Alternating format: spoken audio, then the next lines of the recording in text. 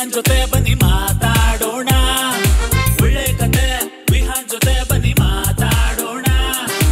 ಇರೋದೊಂದೇ ಜೀವನ, expiry date ಇದೆಯಣ್ಣ. Tension ಕೊಡು Ramayana, side ಇಟ್ಟು ಖುಷಿಯ ಹಂಚೋಣ. ಇರೋದೊಂದೇ ಜೀವನ, ಬರೀ ಒಳ್ಳೆ ಕತೆ ಮಾತಾಡೋಣ. ಒಳ್ಳೆ ಕತೆ ವಿಹಾನ್ ಜೊತೆ ವಿತ್ ಆರೆಂಜ್ ಕನ್ನಡಕ ವಿಹಾನ್. ವಿಶಾಲ ಹೃದಯದ ಕನ್ನಡಿಗರಿಗೆ ನಿಮ್ಮ ಗೆಳೆಯ ಆರೆಂಜ್ ಕನ್ನಡಕ ವಿಹಾನ್ ಮಾಡುವ ನಮಸ್ಕಾರಗಳು. ಗೆಳೆಯರೇ, ಮತ್ತೊಂದು ಒಳ್ಳೆ ಕತೆ ವಿಹಾನ್ ಜೊತೆ ಸಂಚಿಕೆಗೆ ನಿಮ್ಮೆಲ್ಲರಿಗೂ ಹೃತ್ಪೂರ್ವಕ ಸುಸ್ವಾಗತಗಳನ್ನ ಬಯಸ್ತೀನಿ. ಈ ಒಳ್ಳೆ ಕತೆ ವಿಹಾನ್ ಜೊತೆ ಸಂಚಿಕೆಯ ಉದ್ದೇಶ ಬಹಳ ಸರಳ.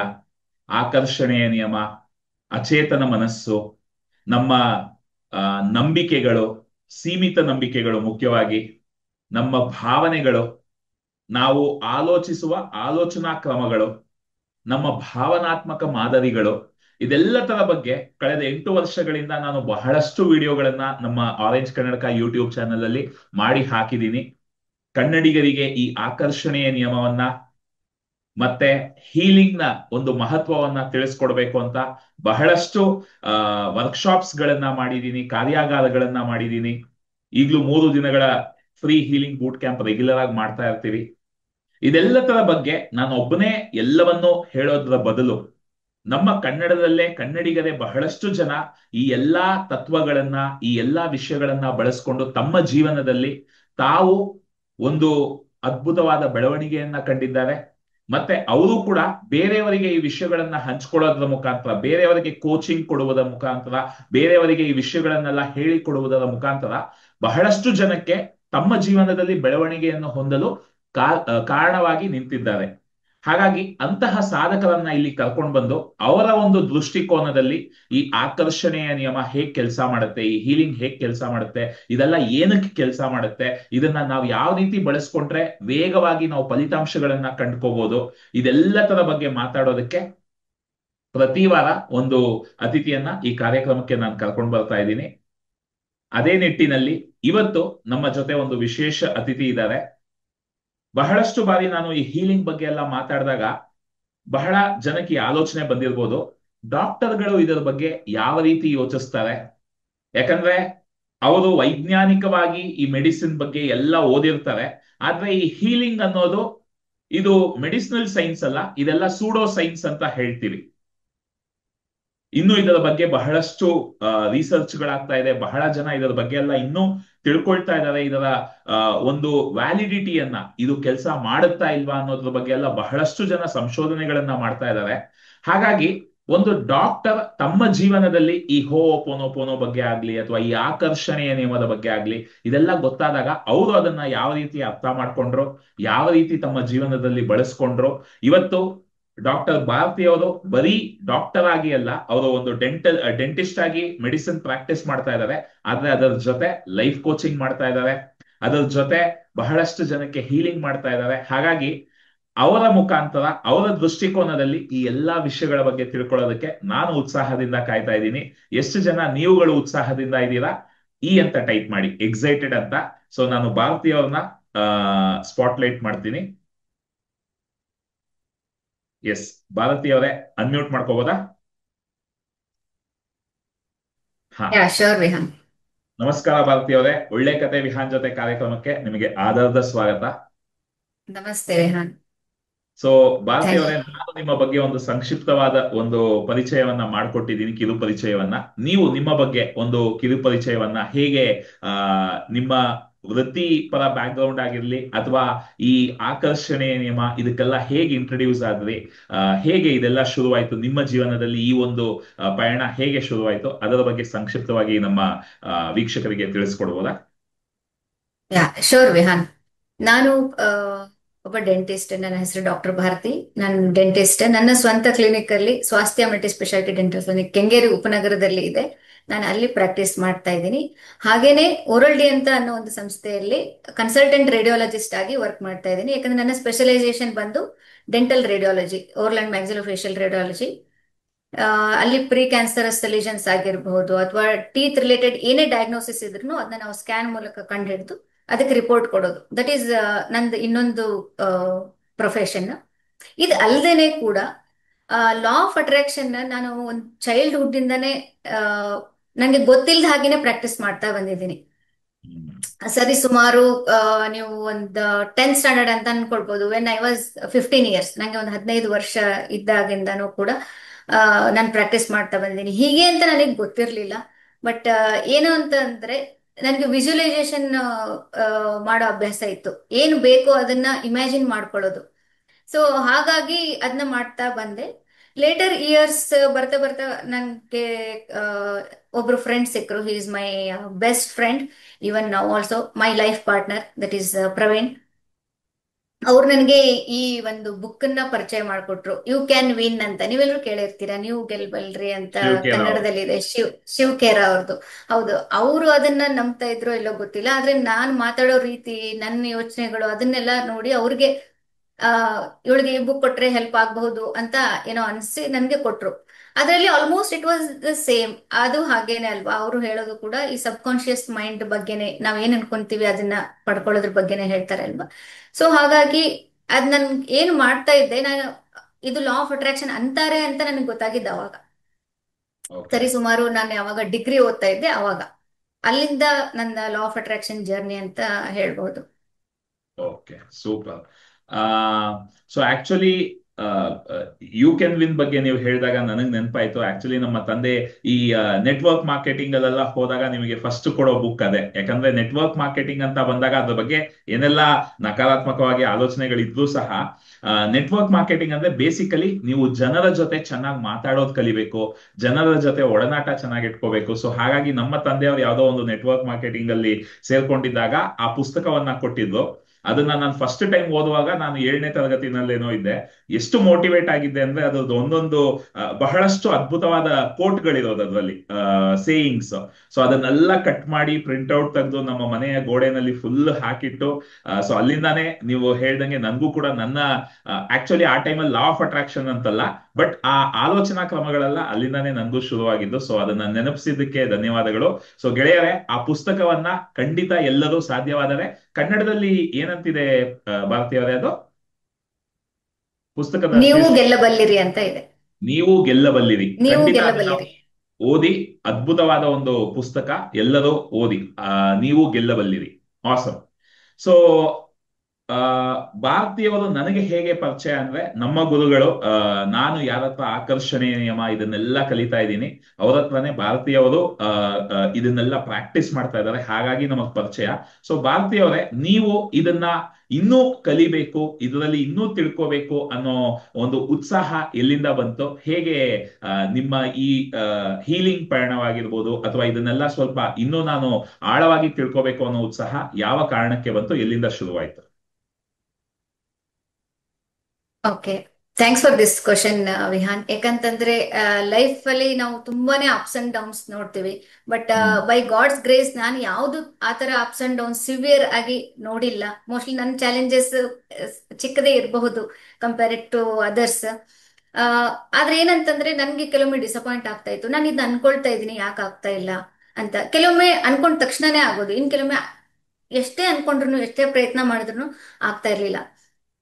ಅವಾಗ ಈಗ ನಿಮ್ಗೆ ಗೊತ್ತಿದೆ, ಇದು ಡಿಜಿಟಲ್ ಎರಾನಲ್ಲಿ TV is vanishing, YouTube is the new TV ಈಗ ಅಲ್ವಾ. Correct. ಸೊ ಹೀಗೆ ಯೂಟ್ಯೂಬ್ ಅಲ್ಲಿ ನಾನು ನೋಡುವಾಗ ನಮ್ಮ ಇವ್ರದ್ದು ಮೆಂಟರ್ದು ವಿಡಿಯೋಸ್ ಎಲ್ಲ ನೋಡ್ತಾ ಇದ್ದೆ. That was back in 2022, post Okay. Covid. But ನಾನು ಅಷ್ಟು ಸೀರಿಯಸ್ ಆಗಿ ತಗೊಂಡಿರ್ಲಿಲ್ಲ. Okay, he is also like any other person. ಹೇಳ್ತಾರೆ ಇದು ವಾಟರ್ ಬಾಟಲ್ ಟೆಕ್ನಿಕ್ ಆಗಿರ್ಬೋದು, ಮತ್ತೊಂದಾಗಿರ್ಬೋದು ಅಂತ ನಾನು ಅಷ್ಟು ಇಂಟ್ರೆಸ್ಟ್ ಕೊಡ್ಲಿಲ್ಲ ಅವಾಗ. But one time came like my financial growth ಅಷ್ಟೊಂದು ನಾನು ಅನ್ಕೊಂಡ ಮಟ್ಟಿಗೆ ಇಂಪ್ರೂವ್ ಆಗ್ಲಿಲ್ಲ. It was stuck. ಹ್ಮ್. ಒಂದ್ ಲೆವೆಲ್ ಅಲ್ಲಿ ಸ್ಟಕ್ ಆಗ್ಬಿಡ್ತು, ಅದರಿಂದ ಮುಂದೆ ಹೋಗ್ತಾನೆ ಇಲ್ಲ. ಅವಾಗ ನನ್ಗೆ ಇವ್ರದ್ದು, ನಮ್ಮ ಮಿತೇಶ್ ಸರ್ದು ವೆಲ್ತ್ ಮಾಸ್ಟ್ರಿ ಅನ್ನೋ ಒಂದು ಪ್ರೋಗ್ರಾಮ್ ನೋಡಿದೆ, ವೆಬಿನಾರ್ ನೋಡಿದೆ. ನನ್ಗೆ ಅನಿಸ್ತು, ಈಗ ನಾನು ಏನ್ ತಿಳ್ಕೊಂಡಿದ್ದೀನಿ ಲಾ ಆಫ್ ಅಟ್ರಾಕ್ಷನ್ ಬಗ್ಗೆ, ಇದು ಅಷ್ಟೇ ಅಲ್ಲ, ಇದು ತುಂಬಾನೇ ಇದೆ ಇನ್ನು ತಿಳ್ಕೊಳ್ಳೋದು. ಎಷ್ಟೊಂದು ನಮ್ಮ ಬಿಲೀಫ್ ಸಿಸ್ಟಮ್ ಆಗಿರ್ಬೋದು, ನಾವು ಯೋಚನೆ ಮಾಡೋ ರೀತಿಗಳಾಗಿರ್ಬೋದು, ನಮ್ಗೆ ಗೊತ್ತಿಲ್ಲದಂಗೆ ಸಾವಿರಾರು ಯೋಚನೆಗಳು ಬರ್ತಾ ಇರುತ್ತೆ.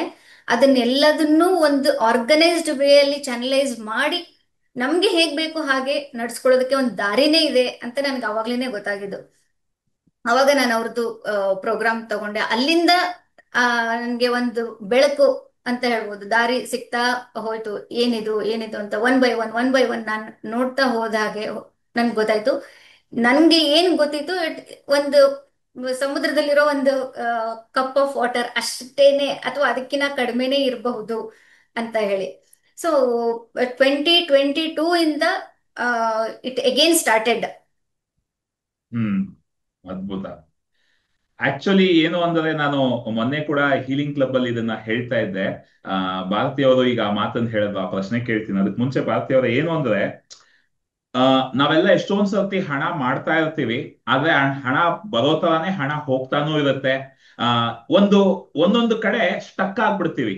ಆ ಸಮಸ್ಯೆಗಳು ಅದೇ ಅದೇ ಸಮಸ್ಯೆಗಳು ಮತ್ತೆ ಮತ್ತೆ ಬರ್ತಾ ಇರುತ್ತೆ. ನಾವು ಕೂಡ ಮತ್ತೆ ಮತ್ತೆ ಅದೇ ಸೊಲ್ಯೂಷನ್ ನ ಹುಡುಕ್ತಿವಿ, ಅದೇ ಒದ್ದಾಟಗಳಲ್ಲಿ ತೊಡಗಿಸ್ಕೊಳ್ತೀವಿ. ಮತ್ತೆ ಅದರಿಂದ ಹೊರಗೆ ಬರ್ತೀವಿ, ಮತ್ತೆ ಇನ್ನೊಂದು ಬರುತ್ತೆ. ಸೊ ಅದೊಂಥರ ನಮ್ಗೆ ಗೊತ್ತಿಲ್ಲದೆ ನಾವು ಸ್ಟಕ್ ಆಗ್ಬಿಟ್ಟಿರ್ತೀವಿ. ಸೊ ಆ ಸ್ಟಕ್ ಆಗಿದೀವಿ ಅಂತ ಗೊತ್ತಾಗೋದೇ ಒಂದು ದೊಡ್ಡ ಬ್ರೇಕ್ ಥ್ರೂ. ಬಟ್ ಅದಾದ್ಮೇಲೆ ಒಂದು ಗುರುಗಳ ಹತ್ರ ಹೋಗಿ ಅದಕ್ಕೆ ಏನ್ ಮಾಡ್ಬೋದು, ಹೇಗೆ ಅದನ್ನ ಬೆಳೆಸ್ಕೋಬಹುದು ಅಂತ ಕಲ್ತಾಗ ಅದರಿಂದ ನಿಮ್ಗೆ ಒಂದು ಬ್ರೇಕ್ ಥ್ರೂ ಸಿಗುತ್ತೆ. ಸೊ ನಿಮ್ಗೆ ಈ ವೆಲ್ತ್ ಮಾಸ್ಟ್ರಿ ಗೆಳೆಯರೇ, ಈಗ ಮೊನ್ನೆ ತಾನೇ ಲಾಸ್ಟ್ ವೀಕ್ ನಾನು ಒಂದು ವಿಶೇಷ 5 ಗಂಟೆಗಳ ಕಾರ್ಯಾಗಾರ ಮಾಡಿದ್ದೆ ಈ ಹಣಕಾಸಿನ ಬಗ್ಗೆ. ಇದೆಲ್ಲವೂ ನಮ್ಮ ಗುರುಗಳ ಹತ್ರ ಕಲ್ತಿರೋದು, ಈ ವೆಲ್ತ್ ಮಾಸ್ಟ್ರಿಯಿಂದ ಕಲ್ತಿರೋದೆ. ಸೊ ಕನ್ನಡದಲ್ಲಿ ಸುಲಭವಾಗಿ ಅದನ್ನ ಕನ್ನಡಿಗರಿಗೆ ತಲುಪಿಸ್ಬೇಕು ಅಂತ ನಾನು ಆ ಕಾರ್ಯಾಗಾರಗಳನ್ನ ಮಾಡ್ತಾ ಇದ್ದೀನಿ. ಸೊ ಲೈಕ್ ಭಾರತಿ ಅವರೇ, ನಿಮಗೆ ಈ ವೆಲ್ತ್ ಮಾಸ್ಟ್ರಿ ಅಟೆಂಡ್ ಮಾಡಿದ್ಮೇಲೆ ನೀವು ಸ್ಟಕ್ ಆಗಿದ್ದೆ ಅಂದ್ರೆ ಅದರಿಂದ ಹೊರಗೆ ಬರಕ್ಕಾಯ್ತಾ, ಏನ್ ಬ್ರೇಕ್ ಥ್ರೂ ಸಿಕ್ತು, ಅದ್ರ ಬಗ್ಗೆ ಸ್ವಲ್ಪ ಹೇಳ್ಬೋದಾ? ಡೆಫಿನೆಟ್ಲಿ ನನ್ಗೆ ತುಂಬಾ ಚೇಂಜಸ್ ಆಗಿದೆ ಅದರಲ್ಲಿ. ಏನಂತಂದ್ರೆ ನಾವು ದುಡ್ಡನ್ನ ನೋಡುವಂತ ದೃಷ್ಟಿನೇ ನನ್ಗೆ ಬದಲಾಯ್ತು ಅಲ್ಲಿ ಹೋಗಾದ್ಮೇಲೆ. ಏನಂತಂದ್ರೆ ನಮ್ಗೆ ಯಾವಾಗ್ಲೂ ಏನಾದ್ರೂ ಸಿಗುವಾಗ ತುಂಬಾ ಚೀಪ್ ಆಗಿ ಸಿಗ್ಲಿ ಅಂತ ಆಸೆ ಇರುತ್ತೆ. ಎಲ್ರಿಗೂ ಅಷ್ಟೇ, ಹ್ಯೂಮನ್ ಬೀಯಿಂಗ್ಸ್ ಅಂದ್ರೆ ಲಾಭ ನಮ್ಗೆ ಜಾಸ್ತಿ ಆಗ್ಬೇಕು ಬೇರೆಯವ್ರಕಿನ ಅಂತ ಇರುತ್ತೆ. ಅದು ಆ ತರ ಅಲ್ಲ. ಆ ಮನುಷ್ಯನು ಕೂಡ ನಮ್ಮ ಹಾಗೇನೆ ಒಬ್ಬ ಎನರ್ಜಿ. ಹೌದಾ? ಈಗ ಅವನಿಗೂ ಇರುತ್ತಲ್ವಾ, ನನ್ ಎಷ್ಟು ಜಾಸ್ತಿ ಆಗುತ್ತೋ ಅಷ್ಟರಲ್ಲಿ ಇದನ್ನ ಸೆಲ್ ಮಾಡ್ಬೇಕು ಅಂತ ಇರುತ್ತೆ. ನಮ್ಗೆ ಎಷ್ಟು ಕಡಿಮೆ ಆಗುತ್ತೋ ಅಷ್ಟು. ಆ ತರ ಅಲ್ಲ, ಅದಕ್ಕೆ ಒಂದು ಪ್ರೈಸ್ ಇರುತ್ತೆ. ಅದನ್ನ ಚೌಕಾಸಿ ಮಾಡ್ದೇನೆ ಕೊಂಡ್ಕೊಳ್ಳುವಂತ ಮನಸ್ಥಿತಿ ನಮಗ್ ಮೊದ್ಲು ಬರ್ಬೇಕು. ಹ್ಮ್ ನಮಗೆ ಆತರ ಬಂದಾಗಲೇ ಇನ್ನೊಬ್ರು ನಮ್ಮಿಂದ ಏನಾದ್ರು ಒಂದು ಕೊಂಡ್ಕೊಳ್ಳುವಾಗ, ನಮ್ಮ ಹತ್ರ ನಾವು ವಸ್ತುನೇ ಮಾರಾಟ ಮಾಡ್ತೀವಿ ಅಂತಲ್ಲ. ಈಗ ನಾನೊಬ್ಬ ಡಾಕ್ಟರ್, ನನ್ನ ಸರ್ವಿಸ್ ನಾನು ಸೆಲ್ ಮಾಡ್ತೀನಿ. ಓಕೆ, ಈಗ ನಾನು ಈ ಟ್ರೀಟ್ಮೆಂಟ್ಗೆ ರೂಟ್ ಕೆನಲ್ಗೆ ಇಷ್ಟು ಚಾರ್ಜಸ್ ಅಂತ ಹೇಳಿದ್ರೆ ನನ್ನ ಪೇಷಂಟ್ಸ್ ಅದನ್ನ ಒಪ್ಕೊಳ್ಬೇಕು ಅಂತಂದ್ರೆ ಅವ್ರಿಗೆ ಅನಿಸ್ಬೇಕು ಹೌದು ಇದು ವರ್ತ್ ಇದೆ ಅಂತ. ಅವರು ಇಲ್ಲ ಇನ್ನೂ ಕಡಿಮೆ ಆಗುತ್ತೆ, ಇನ್ನೂ ಕಡಿಮೆ ಮಾಡ್ಕೊಳ್ಳಿ ಅಂತ ಕೇಳ್ತಾ ಇದಾರೆ ಅಂತಂದ್ರೆ ಅದು ಒಳ್ಳೆ ಫ್ರೀಕ್ವೆನ್ಸಿ ಅಲ್ಲ. ಹ್ಮ್ ಯಾಕಂತಂದ್ರೆ ನಿಮ್ಗೆ ಹೇಗೆ ನೀವು ಲಾಭ ಪಡ್ಕೊಳ್ಬೇಕು ಅಂತ ಇರುತ್ತೆ, ಎದುರಿಗಿರೋ ಮನುಷ್ಯನಿಗೂ ಹಾಗೆ ಲಾಭ ಪಡ್ಕೊಳ್ಬೇಕು ಅಂತ ಇರುತ್ತೆ. ಅದು ಒಂದು. ಅದಕ್ಕೆ ತುಂಬಾ ಸರಳವಾದ ಮಂತ್ರ ಏನಂದ್ರೆ, ನನ್ನ ಕಡೆಯಿಂದ ನೀನು ಹೋಗ್ತಾ ಇದೀಯಾ, ಅವ್ರಿಗೂ ಒಳ್ಳೇದಾಗ್ಲಿ ನನಗೂ ಒಳ್ಳೇದಾಗ್ಲಿ. ಯಾರಿಗೆ ಒಂದು ಪೇ ಮಾಡ್ಬೇಕಾದ್ರೆ ಚೌಕಾಸಿ ಮಾಡೋದನ್ನ ಮೊದ್ಲು ಬಿಡಬೇಕು. ಅದು ಒಂದು ಪಾಯಿಂಟ್ ನಾನು ಕಲ್ತ್ಕೊಂಡಿದ್ದು. ಎರಡನೇದು ಏನಂತಂದ್ರೆ, ಯಾವಾಗ್ಲೂ ಒಂದೇ ಇನ್ಕಮ್ ಮೇಲೆ ಡಿಪೆಂಡೆಂಟ್ ಆಗಿರಬಾರ್ದು ನಾವು. ಹ್ಮ್ ಯಾವುದೇ ಒಂದು ಚಿಕ್ಕ ಕೆಲಸನೇ ಇರಬಹುದು, ಮಲ್ಟಿಪಲ್ ಸೋರ್ಸಸ್ ಆಫ್ ಇನ್ಕಮ್ ಇರಬೇಕು. ಅವಾಗ್ಲೇ ದುಡ್ಡು ಬರುತ್ತೆ. ನೀವು ಯಾವಾಗ್ಲೇ ನೋಡಿ, ಎಂಪ್ಲಾಯೀಸ್ ಯಾವಾಗ್ಲೂ ರಿಚ್ ಆಗೋದಿಲ್ಲ. ಯಾರು ಆಂಟರ್ಪ್ರಿನರ್ಸ್ ಇರ್ತಾರೆ ಅವರೇ ರಿಚ್ ಆಗೋದು. ಇದು ತುಂಬಾ ಹೈ ಲೆವೆಲ್ ಅಂತ ಅನ್ಸಿದ್ರೆ ನಾನು ಹೇಳೋದಂದ್ರೆ, especially for ladies, I have special concern towards ladies. ಯಾಕಂತಂದ್ರೆ I am also one and I have gone through the phases. ಒಬ್ಬ ಹೆಣ್ಮಗಳು ಏನೇನು ಫೇಸ್ ಮಾಡ್ಬೋದು ಅದನ್ನ ಅಂತ. ಯಾಕೆ ಅಂತಂದ್ರೆ, ಮನೇಲಿ ಇಟ್ಕೊಂಡು ಏನಾದ್ರೂ ಒಂದು ಚಿಕ್ಕದು ಮಾಡಿ, ಆದ್ರೆ ಸೆಲ್ಫ್ ಡಿಪೆಂಡೆಂಟ್ ಆಗಿ ಆ ಕೆಲಸ ಚಿಕ್ಕದು ಈ ಕೆಲಸ ಚಿಕ್ಕದು ಅಂತ ಯಾವತ್ತೂ ಅನ್ಕೊಳ್ಬಾರ್ದು. ಸಣ್ಣದಾದ್ರೂ ಸರಿನೇ ದುಡ್ಡು ದುಡಿಯೋದನ್ನ ಪ್ರಾರಂಭ ಮಾಡಬೇಕು. ಅದು ತುಂಬಾ ಇಂಪಾರ್ಟೆಂಟ್ ಎಲ್ರಿಗೂ ಕೂಡ. ಒಂದು, ಚೌಕಾಸಿ ಮಾಡಬೇಡಿ. ಎರಡನೇದು, ಮಲ್ಟಿಪಲ್ ಸೋರ್ಸ್ ಆಫ್ ಇನ್ಕಮ್ ಮಾಡ್ಕೊಳ್ಳಿ. ಏನು ದುಡಿತಾ ಇಲ್ವಾ, ಏನಾದ್ರೂ ಒಂದು ಚಿಕ್ಕ ಆದಾಯದ ದಾರಿನ ಕಂಡ್ಕೊಳ್ಳಿ. ಇದು ನಾನು ಮೂರು ತುಂಬಾನೇ ಕಲ್ತಿರೋದು. ಆಮೇಲೆ ತುಂಬಾ ವ್ಯವಸ್ಥಿತವಾಗಿ ನಿಮ್ಮ ಹಣವನ್ನ ನೀವು ಮ್ಯಾನೇಜ್ ಮಾಡ್ಬೇಕಾಗತ್ತೆ. ಕಷ್ಟಾರ್ಜಿತ ಇರುತ್ತೆ, ಎಲ್ರಿಗೂ ಕಷ್ಟಾರ್ಜಿತನೇ ಮನಿ, ಯಾರಿಗೂ ಸುಲಭವಾಗಿ ಅಂತೂ ಬರೋದಿಲ್ಲ. ಸೊ ಒಂದು ಫಾರ್ಮುಲಾ ಇದೆ ಅದಕ್ಕಂತಾನೆ, ಯಾವ ರೀತಿ ಸ್ಪೆಂಡ್ ಮಾಡಬೇಕು, ಇಷ್ಟನ್ನ ಯಾವ್ದಕ್ ತೆಗೆದಿರ್ಬೇಕು, ಇನ್ನೊಂದು ಇಷ್ಟು ಯಾಕೆ ತೆಗೆದಿರ್ಬೇಕು, ಸೆಲ್ಫ್ ಡೆವಲಪ್ಮೆಂಟ್ಗೆ ಅಥವಾ ನಮ್ಮ ನಮ್ಮ ಸ್ವಂತ ಮೇಲೆ ಏನ್ ಖರ್ಚು ಮಾಡ್ಕೊಳ್ಬೇಕು, ಅದಕ್ಕೆ ಇಷ್ಟಂತ ತೆಗೆದಿಡ್ಬೇಕು. ಅದು ಒಂದು. ಇನ್ನೊಂದು, ಎಲ್ಲ ಲೇಡೀಸಿಗೆ ನಾನು ಏನ್ ಹೇಳೋದು ಅಂದ್ರೆ, ನಿಮ್ಮ ಹಣ ಆಗ್ಲಿ ನಿಮ್ಮ ಗಂಡನ ಹಣ ಆಗ್ಲಿ ಎರಡು ಬೇರೆ ಬೇರೆ ಅಲ್ಲ, ನಿಮ್ಮಿಬ್ಬರದು ಸೇರಿ ಒಂದೇ ಹಣ. ಇದೆಲ್ಲದೂ ಕೂಡ ನನ್ಗೆ ತುಂಬಾನೇ ಇಟ್ ವಾಸ್ ಹೆಂಗೆ ಅಂತಂದ್ರೆ, ಹಸಿ ಸಿಮೆಂಟ್ ಅಲ್ಲಿ ಕಲ್ಲನ್ನ ಹಾಕಿದ್ರೆ ಹೇಗೆ ಅಂಟ್ಕೊಳತ್ತಲ್ವಾ, ಆ ತರ ದೀಸ್ ಆರ್ ದ ಕೀ ಅವೇಸ್ ನಾನ್ ತಗೊಂಡಿದ್ದು. ವಾವ್. ಗೆಳೆಯರೇ, ಇದೆಲ್ಲ ವೆಲ್ತ್ ಮಾಸ್ಟರಿನಲ್ಲಿ ನಮ್ಮ ಗುರುಗಳು ಹೇಳ್ಕೊಟ್ಟಿರೋದು. ಇದನ್ನ ನಾನು ಕಾರ್ಯಾಗಾರದಲ್ಲಿ ಡೀಟೇಲ್ಡ್ ಆಗಿ ಹೇಳ್ಕೊಡ್ತೀನಿ. ಭಾರತಿ ಅವರು ಅದರದ್ದು ಒಂದು ಸಂಕ್ಷಿಪ್ತ ಟಿಪ್ಪಣಿಯನ್ನ ಕೊಟ್ಬಿಟ್ರು. ಏನು ಅಂದ್ರೆ, ನಮ್ಗೆ ಸ್ಕೂಲಲ್ಲಿ ಹಣದ ಬಗ್ಗೆ ಯಾರೂ ಹೇಳ್ಕೊಟ್ಟಿಲ್ಲ. ಸೈನ್ಸು, ಮ್ಯಾಥ್ಸು, ಸೋಷಿಯಲ್ ಇದೆಲ್ಲ ಕಲ್ತಿದೀವಿ, ಆದ್ರೆ ಹಣನ ಹೇಗೆ, ಹಣದ ಜೊತೆ ಬಾಂಧವ್ಯ ಯಾವ ತರ ಆಗೋಗ್ಬಿಟ್ಟಿದೆ ಜನಕ್ಕೆ ಅಂದ್ರೆ, ಹಣ ಅಂದ್ರೇನೆ ನೋವು, ಹಣ ಅಂದ್ರೇನೆ ಒದ್ದಾಟ, ಹಣ ಅಂದ್ರೇನೆ ಭಯ, ಹಣ ಅಂದ್ರೇನೆ ಆತಂಕ. ಆದ್ರೆ ಆ ಹಣದ ಜೊತೆ ಒಂದು ಅದ್ಭುತವಾದ ಬಾಂಧವ್ಯವನ್ನ ಬೆಳೆಸ್ಕೋಬಹುದು. ಮತ್ತೆ ಭಾರತೀಯವ್ರು ಹೇಳ್ದಂಗೆ, ನಾನೂ ಗೆಲ್ಲಬೇಕು, ನೀನು ಗೆಲ್ಲಬೇಕು, ಅದನ್ನ ವಿನ್ ವಿನ್ ಅಂತೀವಿ ಆಂಗ್ಲದಲ್ಲಿ. ಇಬ್ಬರಿಗೂ ಅದರಿಂದ ಒಳ್ಳೇದಾಗ್ಬೇಕು. ಯಾಕಂದ್ರೆ ಶಕ್ತಿಯ ಮಟ್ಟದಲ್ಲಿ ನಾನ್ ಬೇರೆ ಅಲ್ಲ, ನೀವು ಬೇರೆ ಅಲ್ಲ. ಹಾಗಾಗಿ ಮತ್ತೆ ಇನ್ನೊಂದು ಅದ್ಭುತವಾದ ವಿಷಯ ಅಂದ್ರೆ, ಒಂದೇ ಆದಾಯದ ಮೇಲೆ ಆಧಾರಿತರಾಗಬೇಡಿ. ಆ ನನಗೆ ಯಾವಾಗ್ಲೂ ನೀವ್ ಅದು ಹೇಳ್ತಾ ಇರ್ಬೇಕಾದ್ರೆ ನನ್ನ ತಲೆನಲ್ಲಿ ಭಾರತೀಯವರೇ, ಆ ಯಜಮಾನನಲ್ಲಿ ಉಪ್ಪಿನಕಾಯಿ ಮಾಡೋದಕ್ಕೆ ಸ್ಟಾರ್ಟ್ ಮಾಡ್ತಾರೆ ಮನೆಯಲ್ಲಿ. ಯಜಮಾನನೇ ಅನ್ಸುತ್ತೆ, ಅದ್ರಲ್ಲಿ ಉಪ್ಪಿನಕಾಯಿ ಮಾಡೋದಕ್ಕೆ ಸ್ಟಾರ್ಟ್ ಮಾಡ್ತಾರೆ, ಆಮೇಲೆ ಅದು ದೊಡ್ಡ ಬಿಸ್ನೆಸ್ ಆಗುತ್ತೆ. ಇಲ್ಲ ಇನ್ಯಾವುದೋ ಫಿಲಿಮ್ ಅಲ್ಲಿ. ಸೊ ಆತರ ಹೆಣ್ಣು ಮಕ್ಕಳು ಮನೆಯಲ್ಲಿ ಕೂತ್ಕೊಂಡು ಸಣ್ಣದಾಗಿ, ಇವತ್ತು ಎಷ್ಟೊಂದ್ ಜನ ಸಣ್ಣದಾಗಿ ಡಿಸೈನರ್ ಬ್ಯಾಂಗಲ್ಸ್ ಮಾಡೋದು ಹೇಗೆ ಅಂತ ಹೇಳ್ಕೊಟ್ಟು ಲಕ್ಷಾಂತರ ರೂಪಾಯಿ ದುಡಿತಾ ಇದ್ದಾರೆ. ಯಾವ್ದು ಬೇಕಾದ್ರೂ ನಾವು ಒಂದು ಕಲೆಯನ್ನ ಇಟ್ಕೊಂಡು ಅದರಿಂದ ಒಂದು ಆ ಹಣದ ಜೊತೆ ನಮ್ಮ ಬಾಂಧವ್ಯ ಸರಿ ಹೋದಾಗ, ಹಣದ ಬಗ್ಗೆ ನಾವು ಯೋಚಿಸೋ ರೀತಿ ಸರಿ ಹೋದಾಗ, ಅದರಿಂದ ನಿಮಗೆ ಹಣ ಎಷ್ಟು ಅವಕಾಶಗಳಿದೆ ಇವತ್ತು ಹಣ ಮಾಡೋದಕ್ಕೆ ಅಂದ್ರೆ, ಬೇಕಾದಷ್ಟು ಅವಕಾಶಗಳಿದೆ.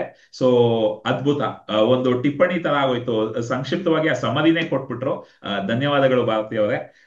ಈಗ ನೀವು ಒಂದು ಡೆಂಟಿಸ್ಟ್ ಆಗಿ ಪ್ರಾಕ್ಟೀಸ್ ಮಾಡ್ತಾ ಇದ್ದೀರಾ, ಮೆಡಿಸಿನ್ ಓದಿದ್ದೀರಾ. ಸೊ ಈ ಹೀಲಿಂಗ್ ಬಗ್ಗೆ ಕೇಳಿದಾಗ, ಮತ್ತೆ ಈ ಎನರ್ಜಿ ಮಟ್ಟದಲ್ಲಿ, ನಾವು ಶಕ್ತಿಯ ಮಟ್ಟದಲ್ಲಿ ಕೆಲಸ ಮಾಡಿದಾಗ ಅದು ನಮ್ಮ ದೇಹದ ಮೇಲೆ ಪರಿಣಾಮ ಬೀರುತ್ತೆ. ಈ ಎಲ್ಲಾ ಕಾನ್ಸೆಪ್ಟ್ಸ್ ಕೇಳಿದಾಗ ನಿಮಗೆ ಮೊದಲು ಯಾವ ತರ ಇದರ ಬಗ್ಗೆ ಆಲೋಚನಾ ಕ್ರಮ ಇತ್ತು, ಮತ್ತೆ ನೀವು ಇದನ್ನ ಮಾಡೋದಕ್ಕೆ ಶುರು ಮಾಡಿದಾಗ ಹೇಗೆ ಅದು ಇವಾಲ್ವ್ ಆಯ್ತು, ಇವತ್ತು ನೀವು ಯಾವ ರೀತಿ ಇದನ್ನ ಯೋಚಿಸ್ತೀರಾ, ಈ ಶಕ್ತಿಯ ಬಗ್ಗೆ ಎಲ್ಲ ಯಾವ ರೀತಿ ನಿಮ್ಮ ಆಲೋಚನಾ ಕ್ರಮ ಇದೆ, ಅದರ ಬಗ್ಗೆ ಸ್ವಲ್ಪ ಹೇಳಿ ಬರ್ತಿದ್ದಾರೆ. Yeah sure Vihaan, thanks for this question. ಈಗ ನೀವು ಶಕ್ತಿ ಅಂತ ಹೇಳ್ತಾ ಇರೋದು ನಮ್ಮ ದೇಹದಲ್ಲಿರೋ ಪ್ರಾಣ ಶಕ್ತಿ ಬಗ್ಗೆನಾ, ಅಥವಾ ಸೂಪರ್ ನ್ಯಾಚುರಲ್ ಪವರ್, ಅಥವಾ ದೇವರು, ಯೂನಿವರ್ಸ್ ಅಂತ ಏನ್ ಹೇಳ್ತೀವಿ ಅವ್ರ ಬಗ್ಗೆನಾ? ಇಲ್ಲ ಇಲ್ಲ, ಎನರ್ಜಿ ಅಂತ ಅಂದಾಗ ನೀವು ಅದೇ, ನಾವು ಟರ್ಮ್ಸ್ ಬೇರೆ ಬೇರೆ ಕೊಡ್ತೀವಿ. ಸೊ ನಿಮ್ಮ ಒಂದು ಡಿಕ್ಷನರಿನಲ್ಲಿ ಯಾವ ತರ ಅದನ್ನ ನೋಡ್ತೀರಾ ನೀವೇ ಹೇಳಿ. ಯಾಕಂದ್ರೆ ಈಗ ಸ್ವಲ್ಪ ಜನ ನಾವು ದೇವರು ಅಂತ ಹೇಳ್ತೀವಿ, ಆದ್ರೆ ಈಗ ನಾನು ಒಬ್ಬ ಮೊದಲು ದೇವರನ್ನ ಪೂಜಿಸ್ತಾ ಇದ್ದೆ, ಈಗ ಪ್ರಕೃತಿಯನ್ನೇ ಒಂದು ದೇವರಂತೆ ಪೂಜಿಸ್ತಾ ಇದ್ದೀನಿ. ಸೊ ಆ ನಮ್ಮ ಮೇಲೆ ಒಂದು ಶಕ್ತಿ ಇದೆ, ಮತ್ತೆ ನಮ್ಮ ಒಳಗೆ ಒಂದು ಶಕ್ತಿ ಇದೆ. ನಮ್ಮ ಒಳಗಿರೋ ಶಕ್ತಿಯ ಬಗ್ಗೆನೇ ನಾನು ಮುಖ್ಯವಾಗಿ ಮಾತಾಡ್ತಿರೋದು. ಬಟ್ ನಿಮ್ಮ ಒಂದು ದೃಷ್ಟಿಕೋನದಲ್ಲಿ ನೀವು ಯಾವ ತರ ಈ ಶಕ್ತಿಯನ್ನ ಇಂಟರ್ಪ್ರೆಟ್ ಮಾಡ್ತೀರಾ, ಅಲ್ಲಿಂದಾನೇ ನೀವು ಹೇಳ್ಬೋದು, ಶುರು ಮಾಡ್ಬೋದು. Definitely. Thanks for this clarification. ನನ್ನ ನೀವು ಕೇಳಿದ್ರೆ, ನನ್ನ ಪ್ರಕಾರ ನಮ್ಮ ದೇಹದಲ್ಲಿರೋ ಪ್ರಾಣ ಶಕ್ತಿ ಆಗ್ಲಿ, ಹೊರಗಡೆ ಇರುವ ಸೂಪರ್ ನ್ಯಾಚುರಲ್ ಅಥವಾ ದೇವರು ಅಂತ ಏನ್ ಕರಿತೀವಿ, ಎರಡು ಬೇರೆ ಬೇರೆ ಅಲ್ಲ. ಓಕೆ, ದೇವರು ಅಥವಾ ಡಿವಿನಿಟಿ ಅಂತ ಅನ್ನೋದು ಒಬ್ಬ ಮನುಷ್ಯನಲ್ಲೇ ಇದೆ. ಈಗ ನೀವು ಒಬ್ಬ ಮನುಷ್ಯ, ನಿಮ್ಮಲ್ಲೂ ಕೂಡ ಡಿವಿನಿಟಿ ಇದೆ, ಡೆಮನ್ ಎರಡು ಇದೆ. ಅಂದ್ರೆ ದೇವರು ಮತ್ತೆ ರಾಕ್ಷಸ ಎರಡೂನು ಈ ಒಂದು ದೇಹದಲ್ಲೇನೆ ಇರುತ್ತೆ. ಹೌದಾ? ಅದನ್ನ ನಾವು ಹೊರಗಡೆನೂ ನೋಡಕ್ಕೆ ಇದ್ ಮಾಡ್ತೀವಿ. ಇಲ್ಲಿ ಮೇನ್ ಏನಂತಂದ್ರೆ ಅವೇರ್ನೆಸ್ ತುಂಬಾ ಮುಖ್ಯ. ಅಂದ್ರೆ ಅರಿವು ಆಗೋದು ಅಂತ ಹೇಳ್ತಾರಲ್ಲ, ಅದು ತುಂಬಾ ಮುಖ್ಯ. ಸೊ ನನ್ನಲ್ಲಿ ದೇವರು ಇದ್ದಾನೆ, ಆ ರಾಕ್ಷಸನೂ ಇದ್ದಾನೆ ಅಂತ ಅನ್ನೋದು ಎಲ್ರಿಗೂ ಅರ್ಥ ಮಾಡ್ಕೊಳ್ಬೇಕು ಫಸ್ಟ್. ನಾವು ಯಾರನ್ನೇ ಒಬ್ರನ್ನ ಭೇಟಿ ಆದಾಗ ಅವರಲ್ಲಿರೋ, ನೀವು ದೇವರನ್ನ ಇನ್ವೈಟ್ ಮಾಡ್ತಿರೋ, ಆಹ್ವಾನ ಮಾಡ್ತಿರೋ, ಅಥವಾ ರಾಕ್ಷಸನ್ನ ಆಹ್ವಾನ ಮಾಡ್ತಿರೋ ನಮಗ್ ಬಿಟ್ಟಿದ್ದು. ನನಗೆ ಈಗ ನಿಮ್ಮಲ್ಲಿರುವ ದೇವರನ್ನ ನಾನು ಹೊರಗೆ ತೆಗಿಬೇಕು ಅಂದ್ರೆ ನಾನ್ ದೇವ್ರ ತರ ನಡ್ಕೊಳ್ಬೇಕು ಫಸ್ಟ್. ನಿಮ್ಮಲ್ಲಿರೋ ರಾಕ್ಷಸ ಆಚೆ ಬರ್ಬೇಕು ಅಂದ್ರೆ ನನ್ನಲ್ಲಿರೋ ರಾಕ್ಷಸ ಪ್ರಕೃತಿಯನ್ನ ನಾನು ಪ್ರದರ್ಶಿಸ್ಬೇಕು.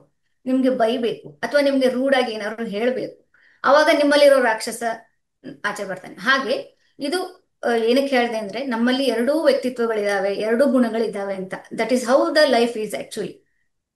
ಇದನ್ನ ಯಾರು ನಾವು ಅಲ್ಗಳೆಯೋದಕ್ಕೆ ಆಗೋದಿಲ್ಲ.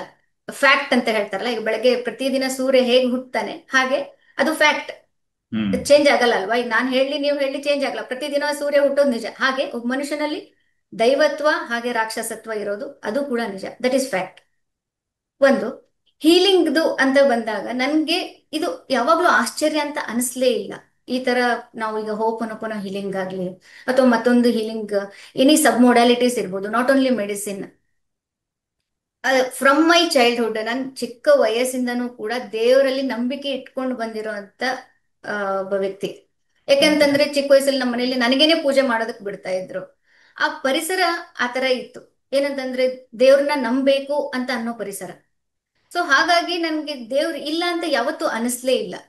ಹ್ಮ್. ಇದಕ್ಕೆ ಒಂದು ಎಕ್ಸಾಂಪಲ್ ನಾನು ಹೇಳೋದಾಯ್ತು ಅಂತಂದ್ರೆ, ಆ ನಾನು ಕ್ಲಾಸಲ್ಲಿ ಯಾವಾಗ್ಲೂ ಫಸ್ಟ್ ರ್ಯಾಂಕ್ ಬಂದೆ ರೂಢಿ ನನಗೆ. 10th ಸ್ಟ್ಯಾಂಡರ್ಡ್ ಅಲ್ಲಿ ತುಂಬಾನೇ ಟೆನ್ಷನ್ ಆಗಿ ನಾನು ಆಗುತ್ತೋ ಇಲ್ಲೋ, ನಾನು ಅನ್ಕೊಂಡಷ್ಟು ಮಾರ್ಕ್ಸ್ ಬರುತ್ತೋ ಇಲ್ಲೋ ಅಂತ ಯಾವಾಗಲೂ ಆ ಟೆನ್ಷನ್ ಅಲ್ಲೇ ಇರ್ತಾ ಇದ್ದೆ. ಎಕ್ಸಾಮ್ ಮುಗ್ದಾದ್ಮೇಲೆ ನಮ್ಮ ಮಮ್ಮಿ ಅಣ್ಣ ನಮ್ಮ ಮಾಮ ಹೇಳೋರು ನನಗೆ, ಆಗಲ್ಲ ಅಂತ ಯಾಕೆ ಅನ್ಕೊಂತೀಯ, ಈಗ ರಾತ್ರಿ ಮೊಗ್ಗಿರುತ್ತೆ, ಬೆಳಗ್ಗೆ ಎದ್ದ ತಕ್ಷಣ ಅದು ಹೂ ಹೇಗಾಗುತ್ತೆ, ಆ ದೇವರು ಮನ್ಸು ಮಾಡಿದ್ರೆ ಎಲ್ಲದೂ ಆಗತ್ತೆ. ಹಂಗೆ ನೀನ್ ಏನ್ ಅನ್ಕೊಂಡಿರ್ತೀಯ ಅದು ಆಗತ್ತೆ ಅಂತ ಅನ್ಕೋ. ನನಗೆ ಅಲ್ಲಿ ಫ್ಲಾಶ್ ಆಗಿದ್ದು ಒಂದೇ, ಏನಂತಂದ್ರೆ ಮೊಗ್ಗಿರೋದು ಹೂ ಹೇಗಾಗುತ್ತೆ. ಮೋಸ್ಟ್ಲಿ ನಾನು ಅಷ್ಟು ಜಾಣೆ ಇರ್ಲಿಲ್ಲ ಅನ್ಸುತ್ತೆ. ಏನಂತಂದ್ರೆ ಅದೊಂದು ಸೈಂಟಿಫಿಕ್ ಪ್ರೋಸೆಸ್ ಅಂತ ನಾನು ಆ ರೀತಿಯಲ್ಲಿ ಯೋಚನೆ ಮಾಡಕ್ ಹೋಗ್ಲಿಲ್ಲ. But it happens through magic ಅನ್ನೋದು ನನ್ನ ತಲೆಗೆ ಹೋಗಿತ್ತು. ಓಕೆ. ಸೊ ಹಾಗಾಗಿ even though I am doctor, I believe in magic. Hmm. I believe that it is possible. ನಮ್ಮ ಯಜಮಾನ್ರು ಯಾವಾಗ್ಲೂ ನನಗೆ ಹೇಳ್ತಿರ್ತಾರೆ, ನಿನಗೆ ಹೊರಗಡೆ ಜಗತ್ತು ಜಾಸ್ತಿ ಗೊತ್ತಿಲ್ದಿರೋದೇ ಒಂದು ಬ್ಲೆಸ್ಸಿಂಗ್ ನಿನಗೆ. ತುಂಬಾ ಲಾಜಿಕ್ ಆಗಿ ಅಥವಾ ಪ್ರೋಸ್ ಅಂಡ್ ಕಾನ್ಸ್ ವಿಚಾರ ಮಾಡಕ್ ಹೋಗಲ್ಲ. ಸೊ ಅದೇ ಒಂದು ಬ್ಲೆಸ್ಸಿಂಗ್. ಆಗತ್ತೆ ಅನ್ಕೊಂಡ್ ಮಾಡಕ್ ಹೋಗ್ತೀಯಲ್ಲ, ಅದೇ ಬ್ಲೆಸ್ಸಿಂಗ್. ಸೊ ಹಾಗಾಗಿ ಒಬ್ಬ ಪೇಷಂಟ್ ನ ನಾನು ಟ್ರೀಟ್ ಮಾಡೋದಕ್ಕಿಂತ ಮುಂಚೆನೂ ಕೂಡ ಐ ಆಲ್ವೇಸ್ ಫೀಲ್ ಅವರು ನನ್ನ ಹಾಗೇನೆ ಒಬ್ರು ಮನುಷ್ಯರು. ನೀವು ನಂಬ್ತಿರೋ ಇಲ್ಲೋ, ಕೆಲವೊಂದು ಟೈಮ್ ನಾನು ಪ್ರೆಷರ್ ಹಾಕಿ ಹಳೆ ಏನಾದ್ರೂ ಕ್ರೌನ್ಸ್ ಇತ್ತು ಅಂತಂದ್ರೆ ನಾನು ತೆಗಿಬೇಕಾಗತ್ತೆ. That time I tell myself, ಅವ್ರಿಗೆ ಹರ್ಟ್ ಆಗದೆ ಇರೋ ಹಾಗೆ ನಾನು ತೆಗಿಬೇಕು ಅಂತ ಹೇಳಿ. ಅದಲ್ದೇನೆ ಕೂಡ ಅವ್ರಿಗೆ ವರ್ಬಲಿನೂ ಕನ್ವಿನ್ಸ್ ಮಾಡಿರ್ತೀನಿ, ಈ ತರ ಆಗೋ ಚಾನ್ಸಸ್ ಇರುತ್ತೆ, ನೀವು ಸ್ವಲ್ಪ ಪ್ರಿಪೇರ್ ಆಗಿರಿ ಮೆಂಟಲಿ ಅಂತ ಹೇಳ್ಬಿಟ್ಟು. When I do, it come out very easily. ಆ ಒಳಗಡೆ ಇರೋ ಹಲ್ಲಿಗೆ ಏಟ್ ಆಗೋದಿಲ್ಲ. ನೈಸ್. ಸೂಪರ್. ಅಂದ್ರೆ ಆ, ನೀವು ಹೇಳಿದಂಗೆ ಇದು ನನಗೂ ಬಹಳಷ್ಟು ಸರ್ತಿ ನಾನು ಕೂಡ ಇದನ್ನ ಯೋಚಿಸಿದೀನಿ. ಏನು ಅಂದ್ರೆ ತುಂಬಾ ತಿಳ್ಕೊಳ್ಳೋದೆ ಬಹಳಷ್ಟು ಬಾರಿ ನಮಗೆ ಅಡಚಣೆಗಳಾಗತ್ತೆ ಈ ಮ್ಯಾಜಿಕ್ ನ ಒಪ್ಕೊಳ್ಳೋದಕ್ಕೆ. ಆದ್ರೂ ಕೂಡ ನೀವು ಪ್ರಕೃತಿಯನ್ನ ನೋಡಿದ್ರೆ ಒಂದು ಡಾಕ್ಟರ್ ಕೂಡ ಒಂದು ಹೊಲಿಗೆ ಹಾಕಿ ದೇಹವನ್ನ ಆ ಹೊಲಿಗೆ ಹಾಕ್ಬೋದಷ್ಟೇ, ಆದ್ರೆ ಅಲ್ಲಿ ಹೀಲ್ ಆಗೋದ್ರಲ್ಲಿ ಆ ಒಂದು ದೇಹದ ಶಕ್ತಿ ಏನಿದೆ, ಆ ಒಂದು ಜೀವಶಕ್ತಿ ಏನಿದೆ, ಅದೆಲ್ಲವೂ ಮ್ಯಾಟರ್ ಆಗುತ್ತೆ. ಸೊ ಈವನ್ ಲಾಜಿಕಲ್ ಆಗಿ ಇದ್ರ ಬಗ್ಗೆ ತುಂಬಾ ಯೋಚಿಸಿದ್ರು ಕೂಡ ಅಲ್ಲಿರೋ ಮ್ಯಾಜಿಕ್ ನಿಮ್ಮ ಕಣ್ಣಿಗೆ ಕಾಣಿಸುತ್ತೆ ನೀವು ಸ್ವಲ್ಪ ಅಲ್ಲಿ ನೋಡಿದ್ರೆ. ಯಾಕಂದ್ರೆ ನೀವೇ ಹೇಳಿದ್ರಿ ಆ ಮೊಗ್ಗು ಹೇಗೆ ಹೂವಾಗುತ್ತೆ, ಅದರಲ್ಲಿ ನಾವ್ ಏನೇ ಸೈಂಟಿಫಿಕ್ ಆಗಿ ಆ ಪ್ರಾಸೆಸ್ ನ ಎಕ್ಸ್ಪ್ಲೈನ್ ಮಾಡಿದ್ರು ಅಲ್ಲಿ ಪ್ರಕೃತಿಯ ಒಂದು ಶಕ್ತಿ ಅಂತೂ ಖಂಡಿತ ಇದೆ. ಸೊ ನೀವು ಒಂದು ಕ್ರೌನ್ ಅನ್ನ ಹಾಕುವಾಗ್ಲೂ ಆ ಒಂದು ಲೈಕ್ ಭಾವನ ಯಾವ ರೀತಿ ಯೋಚಿಸ್ತೀವಿ, ಯಾವ ರೀತಿ ಭಾವನೆ ಇಟ್ಕೊಳ್ತೀವಿ ಅನ್ನೋದ್ರ ಬಗ್ಗೆ ಹೇಳಿದ್ರಿ. ಅದು ಅದ್ಭುತ. ಯಾಕಂದ್ರೆ ಶಕ್ತಿಯ ಮಟ್ಟದಲ್ಲಿ ನಾವೆಲ್ಲ ಒಂದೇ ಅಂದಾಗ, ಡಾಕ್ಟರು ಪೇಷಂಟು ಎಲ್ಲ ಒಂದೇ ಅಂದಾಗ, ಸೊ ಅವ್ರಿಗೆ ನೋವಾದ್ರೆ ಅದ್ ನಮಗೂ ಕಷ್ಟ ಆಗತ್ತೆ. ಸೊ ಆ ಒಂದು ಅವರ ಪರ್ಸ್ಪೆಕ್ಟಿವ್ ಇಂದ, ಅವರ ದೃಷ್ಟಿಕೋನದಿಂದ ಯೋಚಿಸಿ ಲೈಕ್ ನಮಗೆ ಟ್ರೀಟ್ ಮಾಡೋ ಡಾಕ್ಟರ್ಸ್ ಇರೋದೆ ನಮ್ಮ ಪುಣ್ಯ ಅಂತ ಹೇಳ್ಬೋದು. ಸೊ ನಿಮ್ಮ ಒಂದು ದೃಷ್ಟಿಕೋನದಲ್ಲಿ, ಒಬ್ಬ ವೈದ್ಯೆಯ ದೃಷ್ಟಿಕೋನದಿಂದ ಈ ಭಾವನೆಗಳು ಮತ್ತೆ ನಮ್ಮಲ್ಲಿರುವ ನಂಬಿಕೆಗಳು, ಮತ್ತೆ ಬಹಳಷ್ಟು ಬಾರಿ ನಾವೇನ್ ಮಾಡ್ತೀವಿ, ಬಹಳಷ್ಟು ನಕಾರಾತ್ಮಕ ನಂಬಿಕೆಗಳನ್ನ ಅದ್ಮಿ ನಮ್ಮ ಒಳಗೆ ಇಟ್ಕೊಂಡ್ಬಿಡ್ತೀವಿ. ಇದು ಸ್ಟ್ರೆಸ್ ಆಗತ್ತೆ, ಸೊ ಇದೆಲ್ಲ ಕಾಯಿಲೆಗಳಾಗತ್ತೆ ಅಂತಾರೆ. ಸೊ ಇದರ ಬಗ್ಗೆ ನಿಮಗೆ ಏನ್ ಅರಿವಾಗಿದೆ, ನೀವ್ ಯಾವ ರೀತಿ ಇದನ್ನ ಇಂಟರ್ಪ್ರೆಟ್ ಮಾಡ್ತೀರಾ ಭಾರತೀಯವರೇ? Okay, definitely.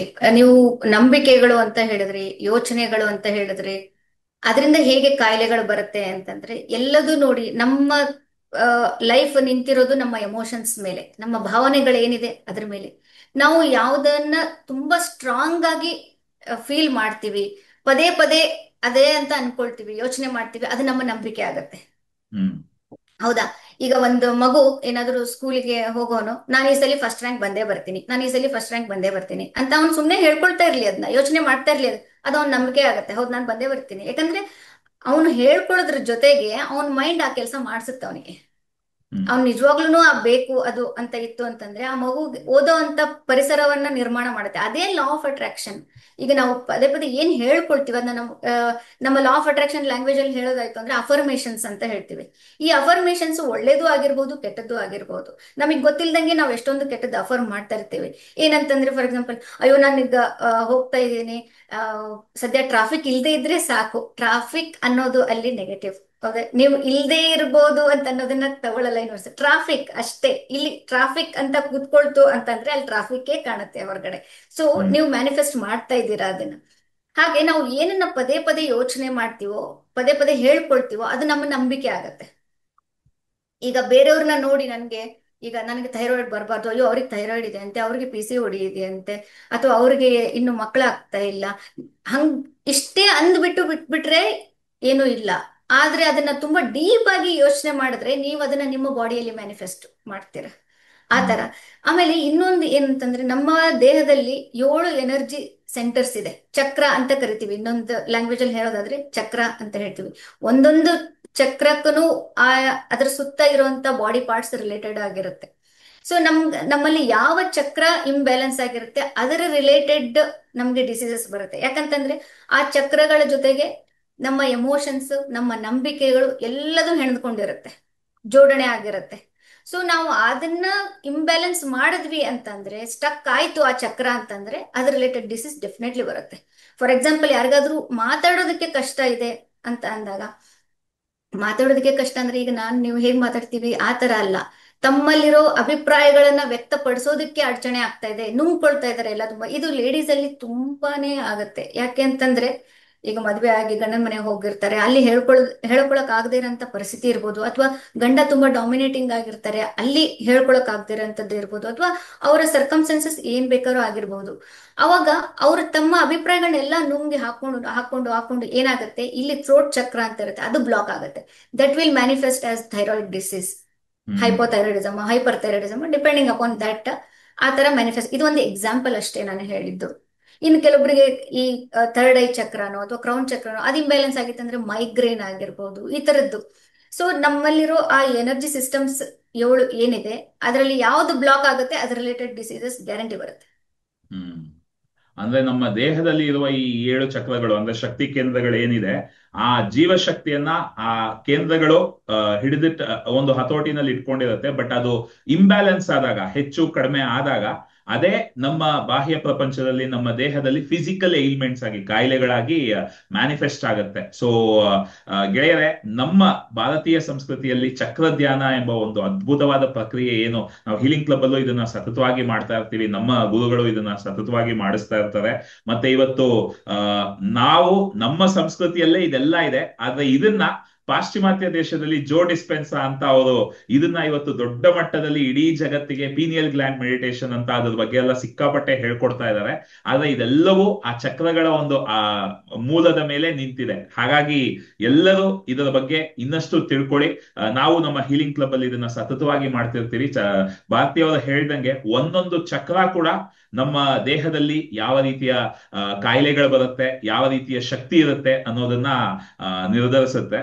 ಸೊ ಭಾರತೀಯವರೇ, ನಿಮ್ಮ ಜೀವನದಲ್ಲಿ ಈ ಆಕರ್ಷಣೆಯ ನಿಯಮವಾಗಿರ್ಲಿ ಅಥವಾ ಈ ಹೀಲಿಂಗ್ಗೆ ಸಂಬಂಧಪಟ್ಟಂತೆ ಇರಲಿ, ನಿಮಗೆ ಆದ ಕೆಲವು ಅನುಭವಗಳು, ಮತ್ತೆ ಈಗ ನೀವು ಬೇರೆ ಜನರ ಜೊತೆ, ಪೇಷಂಟ್ಗಳ ಜೊತೆ ಎಲ್ಲ ಕೆಲಸ ಮಾಡ್ತಿದ್ದೀರಾ, ಅವರಲ್ಲಿ ಏನಾದರೂ ಅನುಭವಗಳಾಗಿದ್ರೆ, ಏನಾದರೂ ಬಹಳ ಲೈಕ್ ನಿಮಗೆ ಸಿಕ್ಕಾಪಟ್ಟೆ ಒಂದು ವಾವ್ ಅನ್ಸಿದ ಕೆಲವು ಅನುಭವಗಳನ್ನ ಶೇರ್ ಮಾಡ್ಕೋಬಹುದಾ? ಡೆಫಿನೆಟ್ಲಿ ವಿಹಾನ್, ತುಂಬಾನೇ ಇದೆ. ತುಂಬಾ ಅಂದ್ರೆ ತುಂಬಾನೇ ಅನುಭವಗಳಿದೆ ಇದರಲ್ಲಿ. ಆ ಎರಡು ತುಂಬಾ ಮುಖ್ಯವಾಗಿರುವಂತದ್ದು ಉದಾಹರಣೆ ನಾನ್ ತಗೊಳ್ಳೋದಾಯ್ತು ಅಂದ್ರೆ, ಒಮ್ಮೆ ಏನಾಯ್ತು, ನನ್ನ ಮಗ 5ನೇ ಕ್ಲಾಸ್ ಇದ್ದ. ಅವಾಗ ಅವನು ಸಂಸ್ಕೃತ್ ಸಬ್ಜೆಕ್ಟ್ ಟೀಚರ್ ಹೇಳಿದ್ರು ಅವನಿಗೆ, ನೀವು 60 ತಗೊಂಡ್ರೇನೆ ಪಾಸಿಂಗ್ ಆಗೋದು.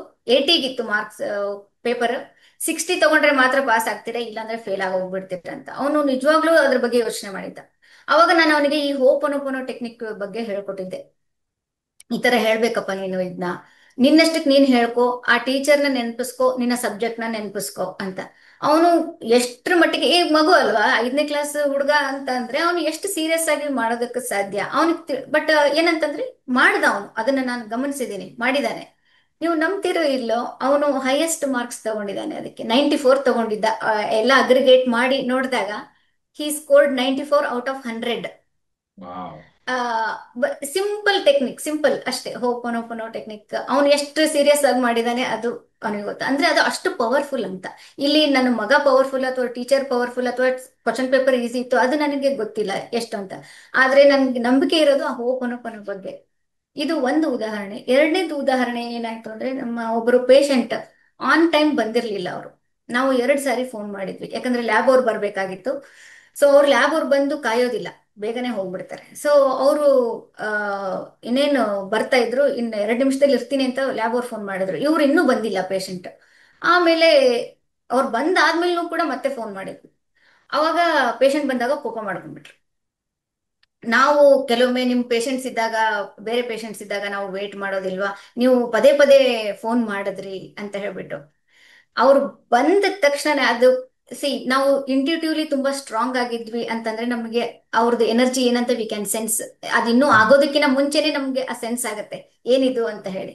ಸೊ ಅವರು ಬಂದಿದ್ ರೀತಿಯಲ್ಲೇನೆ I felt something is wrong ಅಂತ. I started chanting ho'oponopono in my mind. Okay, he told everything, but I did not lose my temper. That is because of power of ho'oponopono. I communicated ಏನಾಯ್ತು ಅಂತ ಹೇಳಿ. And while treating also I was chanting myself ho'oponopono. ಇದನ್ನ ನಾನು share ಮಾಡಿದ್ದೀನಿ ಕೂಡ and live ಕ್ಲಾಸಲ್ಲಿ. So ಅದು ಮಾಡುವಾಗ I don't know, immediately he became cool. He started cracking jokes and he started smiling and telling me something what happened, ತಮ್ಮ previous experience ಏನು, on the chair only. ನಾನು ಯಾವಾಗ treatment ಮಾಡ್ತಾ ಇದ್ದೆ on the chair only. It is okay. Matter of 5 minutes. In the matter of 5 minutes ಅದನ್ನ ನಾನು ಮರೆಯೋದಿಲ್ಲ ಯಾವಾಗ್ಲೂ. ಅಂದ್ರೆ ವಾವ್. ಹೋಪನೋಪನಿಗೆ ಅಷ್ಟು ಶಕ್ತಿ ಇದೆ. ವಾವ್. ಅಂದ್ರೆ ಬಹಳಷ್ಟು ಜನ ಏನ್ ಮಾಡ್ಬಿಡ್ತೀವಿ, ನಮ್ಮ ಎದುರುಗಡೆ ಬರೋದು ತುಂಬಾ ಕೋಪದಲ್ಲಿ ಬಂದ್ರೆ, ಆತಂಕದಲ್ಲಿ ಬಂದ್ರೆ, ನಮ್ಮೊಳಗೂ ಆ ಆತಂಕ ಬಂದ್ಬಿಡುತ್ತೆ. ನಾವು ಕೋಪದಲ್ಲಿ ಮಾತಾಡ್ಬಿಡ್ತೀವಿ, ಆ ಬಾಂಧವ್ಯ ಅಲ್ಲೇ ಸಮಸ್ಯೆಗಳು ಹೆಚ್ಚಾಗ್ತಾ ಹೋಗುತ್ತೆ. ಆದ್ರೆ ಬಹಳಷ್ಟು ಜನಕ್ಕೆ ನಾನು ಹೋಪೋನೋಪೋನೋ ಬಗ್ಗೆ ಹೇಳಿದಾಗ ಇಲ್ಲಿ ಹೇಗ್ ಮಾಡೋದು, ಅಲ್ಲಿ ಹೇಗ್ ಮಾಡೋದು ಅಂತಾರೆ. ಭಾರತೀಯರು ಆ ಮಗನು ಮಗನ ಜೀವನದಲ್ಲಿ ಹೇಗೆ ಹೋಪೋನೋ ಮುಖಾಂತರ ಮಾರ್ಕ್ಸ್ ಜಾಸ್ತಿ ಬಂತು, ಮತ್ತೆ ಪೇಷಂಟ್ ಅಲ್ಲಿ ಕೋಪದಲ್ಲಿ ಬಂದವರು ಹೇಗೆ ಇಮಿಡಿಯೇಟ್ ಆಗಿ ಶಾಂತರಾಗಿ ಜೋಕ್ಸ್ ಎಲ್ಲ ಮಾಡೋದಕ್ಕೆ ಶುರು ಮಾಡಿದ್ವು ಅಂತ ಹೇಳ್ತಿದ್ದಾರೆ. ಇದೇ ನಾವು ಯಾವಾಗ್ಲೂ ಹೇಳ್ತೀವಿ, ನಮ್ಮ ಅಂತರಂಗದಲ್ಲಿ ನಾವು ನಮ್ಮ ಮೇಲೆ ಕೆಲಸ ಮಾಡ್ತಾ ಹೋದ್ರೆ ನಮ್ಮ ಎದುರುಗಡೆ ಬರೋದು ಅವ್ರಿಗೆ ನಾವು ಏನು ಹೇಳ್ಬೇಕಾಗಿಲ್ಲ, ಏನು ಮಾಡಿಸ್ಬೇಕಾಗಿಲ್ಲ, ಅವ್ರು ಆಟೋಮ್ಯಾಟಿಕ್ ಆಗಿ ಅವರು ನಮ್ಗೆ ಪೂರಕವಾಗಿ ನಡ್ಕೊಳ್ಳೋದಕ್ಕೆ ಶುರು ಮಾಡ್ಬಿಡ್ತಾರೆ. ಇನ್ನು ಯಾವ್ದಾದ್ರು ಇದ್ರು ಹೇಳಿ ಭಾರತೀಯವರೇ. ಖಂಡಿತ ಇದು ನಮ್ಮ ವೀಕ್ಷಕರಿಗೆ ಈ ಹೋಪೋನೋಪೋನೋ ಬಗ್ಗೆ, ಈ ನಮ್ಮ ಆಲೋಚನಾ ಕ್ರಮದ ಬಗ್ಗೆ ಬಹಳಷ್ಟು ಕಾನ್ಫಿಡೆನ್ಸ್ ಕೊಡುತ್ತೆ, ಇನ್ನಷ್ಟು ಸ್ಫೂರ್ತಿಯನ್ನು ಕೊಡುತ್ತೆ. ಇನ್ನೇನಾದ್ರೂ ಇದ್ರು ಹೇಳಿ. ಡೆಫಿನೆಟ್ಲಿ. ಹೋಪನೋಪನೋ ಹೇಗೆ ಅಂತಂದ್ರೆ ನಮ್ಮ ಫ್ರೀಕ್ವೆನ್ಸಿನ ಒಂದು ಬ್ಯಾಲೆನ್ಸ್ಡ್ ಆಗಿ ಇರುತ್ತೆ. ಇದನ್ನ ನಾವು ಯಾವ್ದ್ರ ಮೇಲೆ ಬೇಕಾದ್ರೂ ಕೂಡ ಮಾಡಿಫೈ ಮಾಡ್ಬೋದು, ಐ ಮೀನ್ ಸಾರಿ ಅಪ್ಲೈ ಮಾಡ್ಬೋದು. ಒಮ್ಮೆ ಹೀಗೇನಾಯ್ತು, ರೀಸೆಂಟ್ಲಿ ನಾನು ಜುಲೈಯಲ್ಲಿ ಬ್ಯಾಂಕಾಕ್ಗೆ ಹೋಗಿದ್ದೆ. ಅಲ್ಲಿ ಪಟಾಯಾಗ್ ಹೋಗಿ ವಾಪಸ್ ಬರುವಾಗ ಟೂರಿಸ್ಟ್ ಬಸ್ ಅಲ್ವಾ, ನಮ್ಗೆ ಏನು ನಮ್ ಲಗೇಜ್ ಎಲ್ಲ ಹಿಂದ್ಗಡೆ ಇಟ್ಬಿಟ್ಟಿದ್ದಾರೆ, ಏನು ಇಲ್ಲ ನನ್ನ ಕೈಲಿ. ಮೊಬೈಲ್ ಬಿಟ್ರೆ ಏನಿಲ್ಲ, ನಮ್ಮ ಯಜಮಾನ್ರ ಕೈಲೂ ಅಷ್ಟೇ, ಮೊಬೈಲ್ ಬಿಟ್ರೆ ಬೇರೆ ಏನೂ ಇಲ್ಲ. ಸಿವಿಯರ್ ಹೆಡ್ಏಕ್ ಬಂತು ನನಗೆ. ಸಿವಿಯರ್ ಅಂದ್ರೆ ತುಂಬಾ ಸಿವಿಯರ್ ಹೆಡ್ಏಕ್. ನಾನು ಅಷ್ಟು ಹೆಡ್ಏಕ್ ಯಾವತ್ತೂ ಎಕ್ಸ್ಪೀರಿಯನ್ಸೇ ಮಾಡಿಲ್ಲ. I think it is due to journey ಅಥವಾ ಬಿಸಿಲಾಗಿರ್ಬೋದು ಅಥವಾ ಏನೋ ಟೈರ್ಡ್ನೆಸ್ ಇಂದ ಆಗಿರ್ಬೋದು. ನನ್ನ ಕೈಲಿ ಏನೂ ಇಲ್ಲ, ಮೆಡಿಸಿನ್ ಇಲ್ಲ. ಆಗ ಬೇರೆ ಏನಿದೆ ನನಗೆ ಗೊತ್ತಿರೋದು, ಅವಾಗ ಹೋಪನೋಪನ ಬಿಟ್ರೆ ಏನು ಗೊತ್ತಿಲ್ಲ. And little bit of NLP technique, ಅದು ಎರಡೂ ಮಾಡಿದೆ. I think within 5 minutes, within 5 minutes it started becoming, ಏನಂದ್ರೆ ಅದು ತಲೆನೋವು ಹೋಗಕ್ಕೆ ಶುರು ಆಯ್ತು ನನಗೆ. Completely I was relieved after 5 minutes without medication. Super. ನಮ್ ಕೈಲಿ ಏನು ಇಲ್ಲ ಅಂತಂದಾಗ ಇಲ್ಲಿ ಹೋಪನೋಪನ ಇದ್ರೆ ಏನ್ ಬೇಕಾದ್ರೂ ಆಗುತ್ತೆ. ಸೂಪರ್. ಸೊ ನೀವು ಯಾವ ರೀತಿ ಇದನ್ನ, ಅಫ್ಕೋರ್ಸ್ ಈಗ ನಾನು ಇದ್ರ ಬಗ್ಗೆ ಸಿಕ್ಕಾಪಟ್ಟೆ ಮಾತಾಡಿದೀನಿ, ನಾನು ಇದ್ರ ಬಗ್ಗೆ ಎಲ್ಲ ಬಹಳಷ್ಟು ಏನಕ್ಕೆ ಹೋಪನೋ ವರ್ಕ್ ಆಗತ್ತೆ ಅಂತೆಲ್ಲ ಹೇಳಿದೀನಿ. ಬಟ್ ಒಂದು ವೈದ್ಯೆಯ ಒಂದು ದೃಷ್ಟಿಕೋನದಿಂದ ನೀವ್ ಇದನ್ನ ಯಾವ ರೀತಿ ಇಂಟರ್ಪ್ರೆಟ್ ಮಾಡ್ತೀರಾ? ಏನಕ್ಕೆ ಈಗ ನಮ್ಗೆಲ್ಲ ಏನ್ ಅಭ್ಯಾಸ, ಒಂದು ಮೈ ಕೈ ನೋವು ಬಂದ್ರೆ ಇಮಿಡಿಯೇಟ್ ಆಗಿ ಹೋಗೋ ಒಂದು ಡೋಲೋ 650 ಹಾಕೋ, ಇಲ್ಲ ಪ್ಯಾರಾಸಿಟಮಾಲ್ ತಗೋ, ಈ ರೀತಿನೇ ಯೋಚಿಸೋದು. ಆದ್ರೆ ಇವತ್ತು ನಮ್ಗೆ ಇವತ್ತು ನಮ್ಮ ಆಲೋಚನಾ ಕ್ರಮ ಬದಲಾಗಿದೆ. ಆಗಿದೆ. ಏನೋ ಮೈ ಕೈ ಸಿಕ್ಕಾಪಟ್ಟೆ ನೋವು ಬಂದು ಇಮಿಡಿಯೇಟ್ ಆಗಿ ಹೋಪೋನೋಪೋನೋ ಮಾಡೋಣ ಅಂತ ಅನ್ಸುತ್ತೆ. ಸೊ ಹೇಗಿದ್ ಕೆಲಸ ಮಾಡುತ್ತೆ ಅಂತ ನಿಮ್ಮ ಅನಿಸಿಕೆ ಏನೋ ಭಾರತಿ ಅವರೇ, ನೀವ್ ಯಾವ ರೀತಿ ಇದನ್ನ ಇಂಟರ್ಪ್ರೆಟ್ ಮಾಡ್ತೀರಾ? ಓಕೆ, ಹೋಪನೋಪನಲ್ಲಿ ನಾವು ಏನ್ ಹೇಳ್ತೀವಿ, 4 ಫ್ರೇಸಸ್ ಏನ್ ಹೇಳ್ತೀವಿ: I am sorry, please forgive me, thank you, I love you. ಇದನ್ನ ನಾವು ಬೇರೆಯವರಿಗೆ ಹೇಳೋದಲ್ಲ, ನಮ್ಮಷ್ಟಕ್ಕೆ ನಾವೇ ಹೇಳ್ಕೊಳ್ತೀವಿ. ಈ 4 ಫ್ರೇಸ್ ನಮ್ಗೆ ಕೇಳೋದಕ್ಕೆ ತುಂಬಾನೇ ಸಿಂಪಲ್, ತುಂಬಾ ಸರಳ, ಇದರಲ್ಲಿ ಏನಿದೆ ಅಂತ ಅನಿಸಬಹುದು. ಆದ್ರೆ ಕೆಲವೊಂದು ಪದಗಳಿಗೆ ಶಕ್ತಿ ಇರುತ್ತೆ, ಹೌದಾ? ಈಗ ಓಂ ಅಂತಾನೆ ಯಾಕೆ ನಾವು ಚಾಂಟ್ ಮಾಡ್ಬೇಕು? ಬೇರೆ ಏನಾದ್ರೂ ಮಾಡ್ಬೋದಲ್ವಾ? ಯಾಕಂದ್ರೆ ಆ ಓಂ ಅನ್ನೋ ಒಂದು ಪದಕ್ಕೆ ಅಷ್ಟು ಶಕ್ತಿ ಇದೆ. ಆ ವೈಬ್ರೇಷನ್ ಅಂತ ಏನ್ ಹೇಳ್ತೀವಿ, ಆ ವೈಬ್ರೇಷನ್ ಮ್ಯಾಟರ್ ಆಗುತ್ತೆ. ಹಾಗೆ ಈ ಸೌಂಡ್ಸ್, ಈ ಪದಗಳಿಗೆ ಇರುವಂತ ವೈಬ್ರೇಷನ್ ಏನಿದೆ ಅಷ್ಟು ಉಚ್ಚ ಮಟ್ಟದಲ್ಲಿ ಇರುವಂತದ್ದು, ಹೌದಾ? ಇದನ್ನ ನಾವು ಪ್ರೊನೌನ್ಸ್ ಮಾಡಿದಾಗ, ಹೇಳಿಕೊಂಡಾಗ ನಮ್ಮ ಬಾಡಿಯಲ್ಲಿ ಪ್ಯಾರಾಸಿಂಪಥೆಟಿಕ್ ನರ್ವಸ್ ಸಿಸ್ಟಮ್ ಆಕ್ಟಿವೇಟ್ ಆಗುತ್ತೆ. So okay. ಅವಾಗ ಏನಾಗುತ್ತೆ, ಪ್ಯಾರಾಸಿಂಪಥೆಟಿಕ್ ಸಿಸ್ಟಮ್ ಆಕ್ಟಿವ್ ಆದಾಗ ಏನಾಗುತ್ತೆ, ಯಾವಾಗ ನೋಡಿ ನಾವು ಲೈಫಲ್ಲಿ flight or fright, flight or fright ಇದೇ ಇದರಲ್ಲಿ ಇರ್ತೀವಿ. ಆ ಸೊ ಆ ಸರ್ವೈವಲ್ ಮೋಡ್ ಇಂದ ನಾವು ರೆಸ್ಟಿಂಗ್ ಮೋಡಿಗೆ ಬರ್ತೀವಿ. ಪ್ಯಾರಾಸಿಂಪಥೆಟಿಕ್ ಆಕ್ಟಿವ್ ಆಯ್ತು ಅಂತ ಅಂದ್ರೆ ನಾವು ಆ ಹೀಲಿಂಗ್ ಇದ್ರಲ್ಲಿ ಬರ್ತೀವಿ. ಅಂದ್ರೆ ಆ ಕಾರ್ಟಿಕೋಸ್ಟಿರಾಯ್ಡ್ಸ್ ಬಾಡಿಯಲ್ಲಿ ಪ್ರೊಡ್ಯೂಸ್ ಆಗಲ್ಲ. ನಮ್ಗೆ ಹೆದರಿಕೆ ಆದಾಗ ಏನಾಗುತ್ತೆ, ಅಡ್ರಿನಲ್ ರಶ್ ಆಗುತ್ತೆ, ಸ್ಟಿರಾಯ್ಡ್ ರಿಲೀಸ್ ಆಗುತ್ತೆ ಬಾಡಿಯಲ್ಲಿ. ಈ ಫ್ರೇಸಸ್ ನ ಹೇಳ್ಕೊಂಡಾಗ it comes down our nervous system. Parasympathetic system activate ಆದಾಗ ನಾವು ಸರ್ವೈವಲ್ ಮೋಡ್ ಇಂದ ಹೀಲಿಂಗ್ ಮೋಡಿಗೆ ಬರ್ತೀವಿ. ಆಮೇಲೆ ಆ ಫ್ರೇಸಸ್ ಅಲ್ಲಿ ನೀವು ಹೇಳುವಾಗ ನಿಮ್ಮ ಫೀಲಿಂಗ್ ತುಂಬಾ ಮುಖ್ಯ. I am sorry, please forgive me, thank you, I love you ಅಂತಲ್ಲ. I am sorry, you have to feel that. I am sorry, please forgive me, thank you, I love you. ಅದನ್ನ ನೀವು ನಿಜವಾಗ್ಲೂ experience ಮಾಡಿ, feel ಮಾಡಿ ಹೇಳಿದಾಗ, ನಾನು ಅವಾಗಲೇ ಹೇಳಿದೆ, ನಮ್ಮ ಲೈಫ್ ನಿಂತಿರೋದೇ ಫೀಲಿಂಗ್ಸ್ ಮೇಲೆ. ಕರೆಕ್ಟ್. ಓಕೆ, ಸೊ ನೀವು ಅದನ್ನ ಫೀಲ್ ಮಾಡಿ ಹೇಳಿದಾಗ ನಿಮ್ಮ ಬಾಡಿಲಿರೋ ಈ ಸಿಂಗಲ್ ಸೆಲ್ ಕೂಡ ಅದನ್ನ ಕೇಳಿಸ್ಕೊಳುತ್ತೆ. ಹ್ಮ್. ಅದಕ್ಕೆ ತಕ್ಕನ ಹಾಗೆ ಆಕ್ಟಿವೇಟ್ ಆಗತ್ತೆ. ಆ ಸ್ಟಿರಾಯ್ಡ್ಸ್ ಸೆಕ್ರೇಷನ್ ಏನಿದೆ ಅದ್ ನಿಲ್ತು ಅಂತಂದ್ರೆ ಈ ಹೀಲಿಂಗ್ ಮೋಡಿಗೆ ನಮ್ಮ ಬಾಡಿ ಯಾವಾಗ ಹೋಗುತ್ತೆ, ಹೀಲಿಂಗ್ ಆಟೋಮೆಟಿಕಲಿ ಸ್ಟಾರ್ಟ್ ಆಗುತ್ತೆ. This is how scientifically it works. Wow, ಅದ್ಭುತ ಗೆಳೆಯರೆ. ಆ ಇದು ಅವರು ಬಹಳ ಮೆಡಿಕಲ್ ಟರ್ಮ್ಸ್ ಎಲ್ಲ ಹೇಳಿದ್ರು, ಬಟ್ ಬಹಳ ಸಿಂಪಲ್ ಆಗಿ ಅವ್ರೊಂದು ಮಾತು ಹೇಳಿದ್ರು. ನಮ್ಗೆ ಒಂದು ಟೆನ್ಷನ್ ಆದಾಗ ಆ ಟೆನ್ಷನ್ ಇನ್ನೂ ಜಾಸ್ತಿ ಆಗ್ತಾನೆ ಹೋಗ್ತಾ ಇರುತ್ತೆ. ಯಾರೋ ನಮ್ಮ ಮೇಲೆ ಕಿರಿಚ್ಬಿಟ್ರು ಅಥವಾ ಎಲ್ಲೋ ಏನೋ ಆಪತ್ತು ಬರ್ತಾ ಇದೆ ಅಂದಿದೆ ನಮ್ಮ ಮನ್ಸಲ್ಲಿ, ಅದೇ ಫೈಟ್ ಆರ್ ಫ್ಲೈಟ್ ಅಂತ ಏನಂದ್ರು, ನಾವು ಒಂದು ಜಗಳಕ್ಕೆ ಇಳಿದು ಬಿಡ್ತೀವಿ, ಇಲ್ಲ ಅಲ್ಲಿಂದ ಎಸ್ಕೇಪ್ ಆಗೋದಕ್ಕೆ ಟ್ರೈ ಮಾಡ್ತಾ ಇದೀವಿ. ಎರಡರಲ್ಲೂ ನಮ್ಮೊಳಗೆ ಆ ಭಯ ಜಾಸ್ತಿ ಆಗುತ್ತೆ, ಟೆನ್ಷನ್ ಜಾಸ್ತಿ ಆಗುತ್ತೆ. ಆದ್ರೆ ಆ ಸಮಯದಲ್ಲಿ ಇದೊಂದು ಕೌಂಟರ್ ಅಟ್ಯಾಕ್ ಮಾಡ್ದಂಗೆ, ನನ್ನಿಂದ ತಪ್ಪಾಗಿದೆ, ದಯವಿಟ್ಟು ನನ್ನ ಕ್ಷಮಿಸ್ಬಿಡು, ಧನ್ಯವಾದಗಳು, ನನ್ನನ್ನು ತುಂಬಾ ಪ್ರೀತಿಸ್ತೀನಿ, ಈ 4 ವಾಕ್ಯಗಳನ್ನ ನಾವು ಹೇಳ್ತಾ ಹೋದಾಗ ಸಡನ್ ಆಗಿ ಇಷ್ಟು ಒಂದು ಟೆನ್ಷನ್ ರೈಸ್ ಆಗ್ತಾ ಇದ್ದಿದ್ದು ಹಾಗೇ ಕಡಿಮೆ ಆಗ್ತಾ ಹೋಗುತ್ತೆ. ಸೊ ನಿಮ್ಮಲ್ಲಿ ಯಾವಾಗ ಈಗ ನಾವು ನಾರ್ಮಲಿ ಹೇಳ್ತೀವಿ ಅಲ್ವಾ, ನಿದ್ದೆ ಮಾಡಿದಾಗ ನಮ್ಮ ದೇಹ ಹೀಲ್ ಆಗುತ್ತೆ, ನಿದ್ದೆ ಮಾಡಿದಾಗ ರಿಜುವಿನೇಟ್ ಆಗುತ್ತೆ ಅಂತ, ಅದೇ ರೀತಿ ನಮ್ಮಲ್ಲಿ ಆ ಒಂದು ಯಾವಾಗ ನಾವು ಬಹಳ ಶಾಂತವಾಗಿ ಇದನ್ನ ಹೇಳ್ತಾ ಹೋಗ್ತೀವಿ. ಮತ್ತೆ ಭಾರತಿ ಅವರು ಇನ್ನೊಂದು ಮಾತು ಹೇಳಿದ್ರು, ಇದನ್ನ ಸುಮ್ನೆ ಹೇಳ್ಬಿಡೋದಲ್ಲ, ಇದು ಸರಳ ಅಂತ ಅನ್ನಿಸ್ಬೋದು, ಆದ್ರೆ ಎಷ್ಟು ಭಾವನಾತ್ಮಕವಾಗಿ ಭಾವನೆಗಳ ಜೊತೆಗೆ ನೀವು ಹೇಳ್ತಾ ಹೋಗ್ತೀರಾ, ಅಷ್ಟು ವೇಗವಾಗಿ ಯಾವುದೇ ಪರಿಸ್ಥಿತಿಯಲ್ಲಿ ಯಾವುದೇ ಸಮಸ್ಯೆಯಿಂದ ನಿಮ್ಗೆ ಮುಕ್ತಿ ಸಿಗೋ ಸಾಧ್ಯತೆ ಇರುತ್ತೆ. ಯಾಕಂದ್ರೆ ಎಲ್ಲ ಶಕ್ತಿ ನಮ್ಮ ಒಳಗೇನೆ ಇದೆ. ಆ ಶಕ್ತಿಯನ್ನ ನಾವು ಎಚ್ಚರಗೊಳಿಸಿದಾಗ, ಅದನ್ನ ಆಕ್ಟಿವೇಟ್ ಮಾಡಿದಾಗ ಅದು ಹೀಲಿಂಗ್ ಸ್ಟಾರ್ಟ್ ಆಗುತ್ತೆ. ಅದ್ಭುತ, ಬಹಳ ಸರಳವಾಗಿ ಭಾರತಿ ಅವರು ಹೇಳಿದ್ರು. ಸೊ ಭಾರತಿ ಅವರೇ, ನೀವು ಅಫ್ಕೋರ್ಸ್ ಈಗ ಡೆಂಟಿಸ್ಟ್ ಆಗಿ ವರ್ಕ್ ಮಾಡ್ತಾ ಇದ್ದೀರಾ, ಪ್ರತಿದಿನ ಬಹಳಷ್ಟು ಪೇಷಂಟ್ಸ್ ಬಂದು ಹೋಗ್ತಿರ್ತಾರೆ, ಮತ್ತೆ ನಿಮ್ಮ ಲೈಫಲ್ಲೂ ಈಗ ಒಂದು ಡೆಂಟಲ್ ಪ್ರಾಕ್ಟೀಸ್ ಆಗಿರ್ಬೋದು, ಇದೆಲ್ಲ ಮಾಡ್ತಿರ್ಬೇಕಾದ್ರೆ ಇದನ್ನ ಯಾವ ರೀತಿಯೆಲ್ಲ ನೀವು ಜೀವನದಲ್ಲಿ ಅಂದ್ರೆ ಕೆಲವು ಪ್ರಾಕ್ಟೀಸಸ್, ಈ ಪದ್ಧತಿಗಳನ್ನ ನಾನು ಇಟ್ಕೊಂಡಿದ್ದೀನಿ, ಇದನ್ನ ರೆಗ್ಯುಲರ್ ಆಗಿ ನಾನು ಮಾಡ್ತಾ ಹೋಗ್ತೀನಿ ಅನ್ನೋದಾದ್ರೆ ಯಾವ ರೀತಿ ಈ ಹೋಪೋನೋಪೋನೋ ಆಗ್ಲಿ, ಆಕರ್ಷಣೆಯ ನಿಯಮದ ತತ್ವಗಳನ್ನಾಗ್ಲಿ, ಇದನ್ನ ಯಾವ ರೀತಿ ನೀವು ಅಳವಡಿಸ್ಕೊಂಡಿದ್ದೀರಾ, ಅದರ ಬಗ್ಗೆ ಸ್ವಲ್ಪ ಹೇಳ್ಬೋದಾ ಪ್ರಾಕ್ಟಿಕಲ್ ಆಗಿ? ಶೋರ್ ವಿಹಾನ್, ಶೇರ್ ಮಾಡ್ಕೊಳ್ತೀನಿ. ನಾನು ನನ್ನ ದಿನ ಸ್ಟಾರ್ಟ್ ಆಗೋದು ಆಲ್ಮೋಸ್ಟ್ 5:30 ಇಂದ 6 ಗಂಟೆ. ಈಗ ಚಳಿ ಇರೋದ್ರಿಂದ ಅದು ಬಿಟ್ರೆ ನಾನು ಮೊದಲು ಹೇಳ್ತಾ ಇದ್ದಿದ್ದು, ಈ ಬೇಸಿಗೆ ಟೈಮ್ ಅಥವಾ ಮಳೆ ಟೈಮಲ್ಲಿ ಸ್ವಲ್ಪ ಅಂತಂದ್ರೆ 4 ರಿಂದ 5 ಗಂಟೆ ಒಳಗಡೆ ನಾನು ಎದ್ದೇಳ್ತೀನಿ. ಎದ್ದು ಓಕೆ. ಬಿಟ್ಟು ಏನ್ ಮಾಡ್ತೀನಿ, ಮನೆಯಲ್ಲೇನೆ 5,000 ಸ್ಟೆಪ್ ನಡೀತೀನಿ, 5,000 ಸ್ಟೆಪ್ಸ್ ನಡೀತೀನಿ, ವಾಕ್ ಮಾಡ್ತೀನಿ.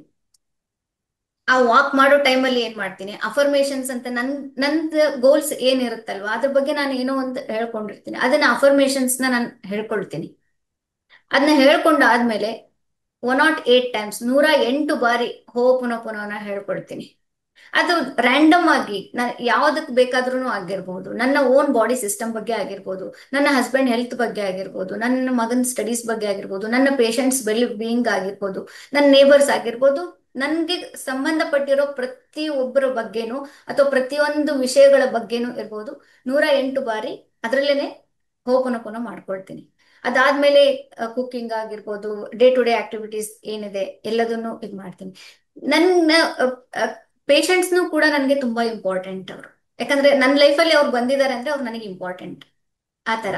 ಯಾಕಂತಂದ್ರೆ ನಾವ್ ಎಲ್ಲರಿಂದನೂ ಏನಾದ್ರೂ ಒಂದು ಕಲಿಯೋದು ಇದ್ದೇ ಇರುತ್ತೆ. ಆಮೇಲೆ ಪೇಷಂಟ್ಸ್ ಯಾಕೆ ಇಂಪಾರ್ಟೆಂಟ್ ಅಂದ್ರೆ, ನಾನು ಒಬ್ಬ ಡೆಂಟಿಸ್ಟ್ ಆಗಿ ಬೆಳೋದಕ್ಕೆ ಅವ್ರು ನಂಗೆ ಅಪರ್ಚುನಿಟಿ ಕೊಡ್ತಾ ಇದ್ದಾರೆ. ಅವ್ರು ನನ್ನ ನಂಬಿ ಬರ್ತಾ ಇದ್ದಾರೆ. ನಮ್ಮ ಕ್ಲಿನಿಕ್ ಯಾವ ಜಾಗದಲ್ಲಿ ಇದೆ ಅಂತಂದ್ರೆ ಹೊರಗಡೆ ಇರೋರಿಗೆ ಗೊತ್ತೇ ಆಗೋದಿಲ್ಲ ಅಂತ ಜಾಗದಲ್ಲಿ ಇರೋದು.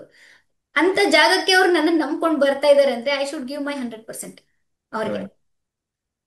ಹೌದಾ? ಸೊ ನಾನು ಅವ್ರ ಬಗ್ಗೆ ಯೋಚನೆ ಮಾಡ್ತೀನಿ, ಅವ್ರಿಗೋಸ್ಕರನು ಕೂಡ ಹೋಪನೋಪನ ಮಾಡ್ತೀನಿ. ನನ್ನಿಂದ ಏನ್ ಸರ್ವಿಸ್ ಸಿಗುತ್ತೆ ಅದು ಅವರಿಗೆ ತುಂಬಾ ಚೆನ್ನಾಗಿ ಆಗಿರ್ಬೇಕು. ಸೊ ಅದಕ್ಕೋಸ್ಕರ ಮಾಡ್ತೀನಿ. ಇದು ಅಲ್ಲಿನೂ ಕೂಡ ಕೆಲವೊಂದು ಅಹಿತಕರವಾಗಿರೋದು ಆಗತ್ತೆ. ಅಹಿತಕರ ಅಂತ ನನಗೆ ಅನಿಸ್ಬಹುದು, ಆದ್ರೆ ಅದು ನಿಜವಾಗ್ಲೂ ಅಹಿತಕರ ಅಲ್ಲದೆ ಇರಬಹುದು. ಅದ್ರ ಬಗ್ಗೆ ನೆಕ್ಸ್ಟ್ ನಾವು ನೋಡೋಣ. ಏನಂತಂದ್ರೆ ಅಂತ ಟೈಮಲ್ಲಿ ಏನ್ ಹೇಳ್ತೀನಿ, ಕ್ಯಾನ್ಸಲ್ ಕ್ಯಾನ್ಸಲ್ ಅಂತ ಅನ್ಕೊಳ್ಳಿ. ಏನೋ ಒಂದು ನೆಗೆಟಿವ್ ಥಿಂಕಿಂಗ್ ಬರುತ್ತೆ. ಈಗ ನಮ್ಮ ಮನುಷ್ಯ ಅಂದ್ಮೇಲೆ ಪಾಸಿಟಿವ್ ಥಿಂಕಿಂಗ್ ನೆಗೆಟಿವ್ ಥಿಂಕಿಂಗ್ ಎರಡೂ ಬರುತ್ತೆ. ನೆಗೆಟಿವ್ ಥಿಂಕಿಂಗ್ ಬಂದ ತಕ್ಷಣನೇ ನಾನು ಕ್ಯಾನ್ಸಲ್ ಕ್ಯಾನ್ಸಲ್ ಅಂತ ಮನಸ್ಸಲ್ಲಿ ಹೇಳ್ಕೊಳ್ತೀನಿ. ಆಮೇಲೆ ಇಮ್ಮಿಡಿಯೇಟ್ಲಿ ಪುನಃ ಪುನಃ ಹೇಳ್ಕೊಳ್ತೀನಿ. ಅವಾಗ ಅದನ್ನ ಮೀರಿನೂ ಏನಾದ್ರೂ ಒಂದು ಸಿಚುವೇಶನ್ ಆಗ್ತಾ ಇದೆ, ನನ್ ಕೈ ಮೀರಿ ಹೋಗ್ತಾ ಇದೆ ಅಂದ್ರೆ ಅಲ್ಟಿಮೇಟ್ ಸರೆಂಡರ್ ಆಗ್ಬಿಡ್ತೀನಿ ನಾನು. ಇದು ದೇವ್ರಿಚ್ಛೆ. ನಮ್ಮ ಮಮ್ಮಿ ಒಂದ್ ಮಾತು ಹೇಳ್ತಾರೆ ಯಾವಾಗ್ಲೂ, ಸ್ವಲ್ಪ ಹಾಸ್ಯ ಅನ್ಸ್ಬೋದು ಕೇಳೋದಕ್ಕೆ, ಆದ್ರೆ 10 ಆಗ್ಲಿಲ್ಲ ಅಂದ್ರೆ 20 ಅಂತ. ಆದ್ರೆ ಒಳ್ಳೇದು, ಆಗಿಲ್ಲ ಅಂದ್ರೆ ಇನ್ನೂ ಒಳ್ಳೇದು ಅನ್ನೋ ಇದ್ರಲ್ಲಿ ಅದನ್ನ ಆ ಲೈನ್ ಅನ್ನ ಯಾವಾಗೂ ನೆನ್ಪಿಟ್ಕೊಳ್ತೀನಿ. ಇದಾಗಿಲ್ಲನಾ ಅಂದ್ರೆ ಇದ್ರ ಹಿಂದೆ ಏನೋ ಒಳ್ಳೇದಿದೆ. ಸೊ ಹಾಗಾಗಿ ಅದು.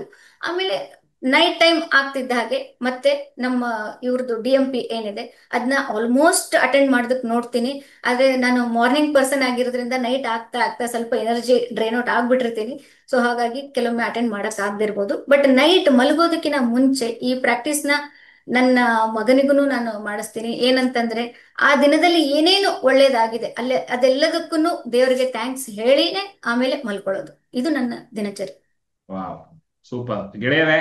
ಆ ಭಾರತೀಯವರು ಬಹಳ ಸರಳವಾಗಿ ಎಲ್ಲವನ್ನೂ ತಿಳಿಸ್ಕೊಟ್ಬಿಟ್ರು. ಎನರ್ಜಿ ಪ್ರಾಕ್ಟೀಸ್ ನಿಮ್ಮ ಪ್ರತಿದಿನದಲ್ಲಿ ಇಷ್ಟು ಮಾಡಿದ್ರೆ ಬೇಕಾದಷ್ಟು ಆಯ್ತು. ಕೃತಜ್ಞತಾ ಭಾವ ಹೇಳೋದು, ಹೋಪೋನೋಪೋನೋ ಮಾಡೋದು, ಮತ್ತೆ ಸ್ವಲ್ಪ ವ್ಯಾಯಾಮವನ್ನ ಕೊಡೋದು, ಮತ್ತೆ ಏನೆಲ್ಲ ಆಯ್ತು ಅದನ್ನ ಜರ್ನಲಿಂಗ್ ಮಾಡೋದು, ಇದೆಲ್ಲವನ್ನ ನೀವು ಅಳವಡಿಸ್ಕೊಂಡ್ರೇನೆ ಸಾಕು, ನಿಮ್ಮ ಎನರ್ಜಿ ವರ್ಕ್ ಆಗೋಗುತ್ತೆ. ಪ್ರತಿದಿನ ಎನರ್ಜಿ ವರ್ಕ್ ಆಗುತ್ತೆ. ಮತ್ತೆ ನಮ್ಮ ಹೀಲಿಂಗ್ ಕ್ಲಬ್ ಅಲ್ಲಿ ನಾನು ಯಾವಾಗ್ಲೂ ಹೀಲಿಂಗ್ ಪ್ರತಿದಿನ ಒಂದು ಅರ್ಧ ಗಂಟೆ ಹೀಲಿಂಗ್ ಅಂತೀನಿ.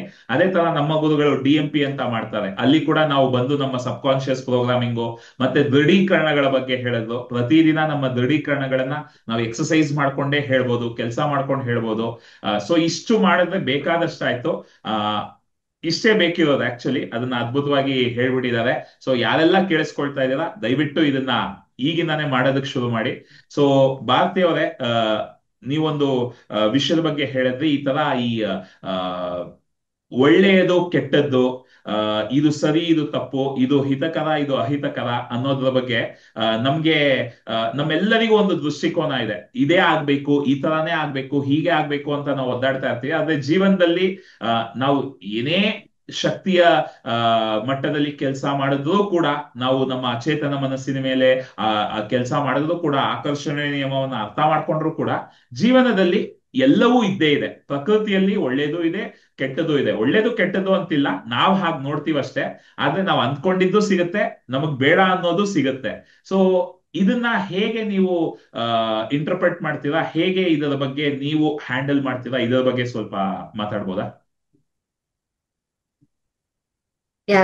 Excellent question Vihaan. ಇದು ನಾವೆಲ್ಲರೂ ತಿಳ್ಕೊಳ್ಳೇಬೇಕಾಗುತ್ತೆ. ನೀವು ಆಲ್ರೆಡಿ ಈಗ ಮಾತಾಡ್ತಾನೆ ಹೇಳಿದ್ರಿ ಏನಂತಂದ್ರೆ ಒಳ್ಳೇದು ಕೆಟ್ಟದ್ದು ಎರಡೂನು ಇದೆ, ಪ್ರಕೃತಿ ಅಂದ್ಮೇಲೆ ಎರಡೂನು ಇದೆ ಅಂತ. ಅದು 100ಕ್ಕೆ 100ರಷ್ಟು ಸತ್ಯ, ಫ್ಯಾಕ್ಟ್. ಏನ್ ಹೇಳ್ದೆ ಆವಾಗ್ಲೇ ನಾವು ಹೇಳ್ದೆ ಅಲ್ವಾ, ಒಬ್ಬ ಮನುಷ್ಯನಲ್ಲಿ ಹೇಗೆ ದೈವತ್ವ ಇದೆ ಹಾಗೆ ರಾಕ್ಷಸತ್ವನೂ ಇದೆ. ಹಾಗೆ ಪ್ರಕೃತಿಯಲ್ಲಿ ಒಳ್ಳೇದು ಇದೆ, ಕೆಟ್ಟದ್ದೂ ಇದೆ. ಈಗ ಇಷ್ಟೆಲ್ಲ ಇದನ್ನ ಮಾಡ್ತಾ ಇದ್ರು ಕೂಡ ಎಲ್ಲಾ ಕೇರ್, ಅಟ್ಮೋಸ್ಟ್ ಕೇರ್ ಎಲ್ಲ ತಗೊಳ್ತಾ ಇದ್ರು. ಮೊನ್ನೆ ಡೆಲ್ಲಿಯಲ್ಲಿ ಬಾಂಬ್ ಬ್ಲಾಸ್ಟ್ ಆಯ್ತು. ಓಕೆ, ಅದು ನೆಗೆಟಿವ್, ಕಣ್ಣಿಗೆ ಕಾಣೋ ನೆಗೆಟಿವ್. ಅದು ಇದು ಅಂತ ಹೇಳಕ್ಕಾಗಲ್ಲ. ಅದರಲ್ಲಿ ಏನು ಒಳ್ಳೇದಾಯ್ತು ಅಂದ್ರೆ ಈ ತರದ ಜನನೂ ಇದ್ದಾರೆ. ತುಂಬಾ ಸ್ಯಾಡ್ ಪಾರ್ಟ್ ನನಗೆ ಅದರಲ್ಲಿ ಅನ್ಸಿದ್ದು ಅಂತಂದ್ರೆ, ಒಬ್ಬ ಡಾಕ್ಟರ್ ಆಗಿರೋರು ಈ ತರ ಕೆಲಸನ ಮಾಡ್ಬೋದಾ ಅಂತ. ಡಾಕ್ಟರ್ ಪ್ರೊಫೆಷನ್ ಹೇಗಿತ್ತು ಅಂತಂದ್ರೆ, ನಾವು ಚಿಕ್ಕವರಿರುವಾಗ ನೊಬೆಲ್ ಪ್ರೊಫೆಷನ್ ಅನ್ನತ್ತಾರೆ.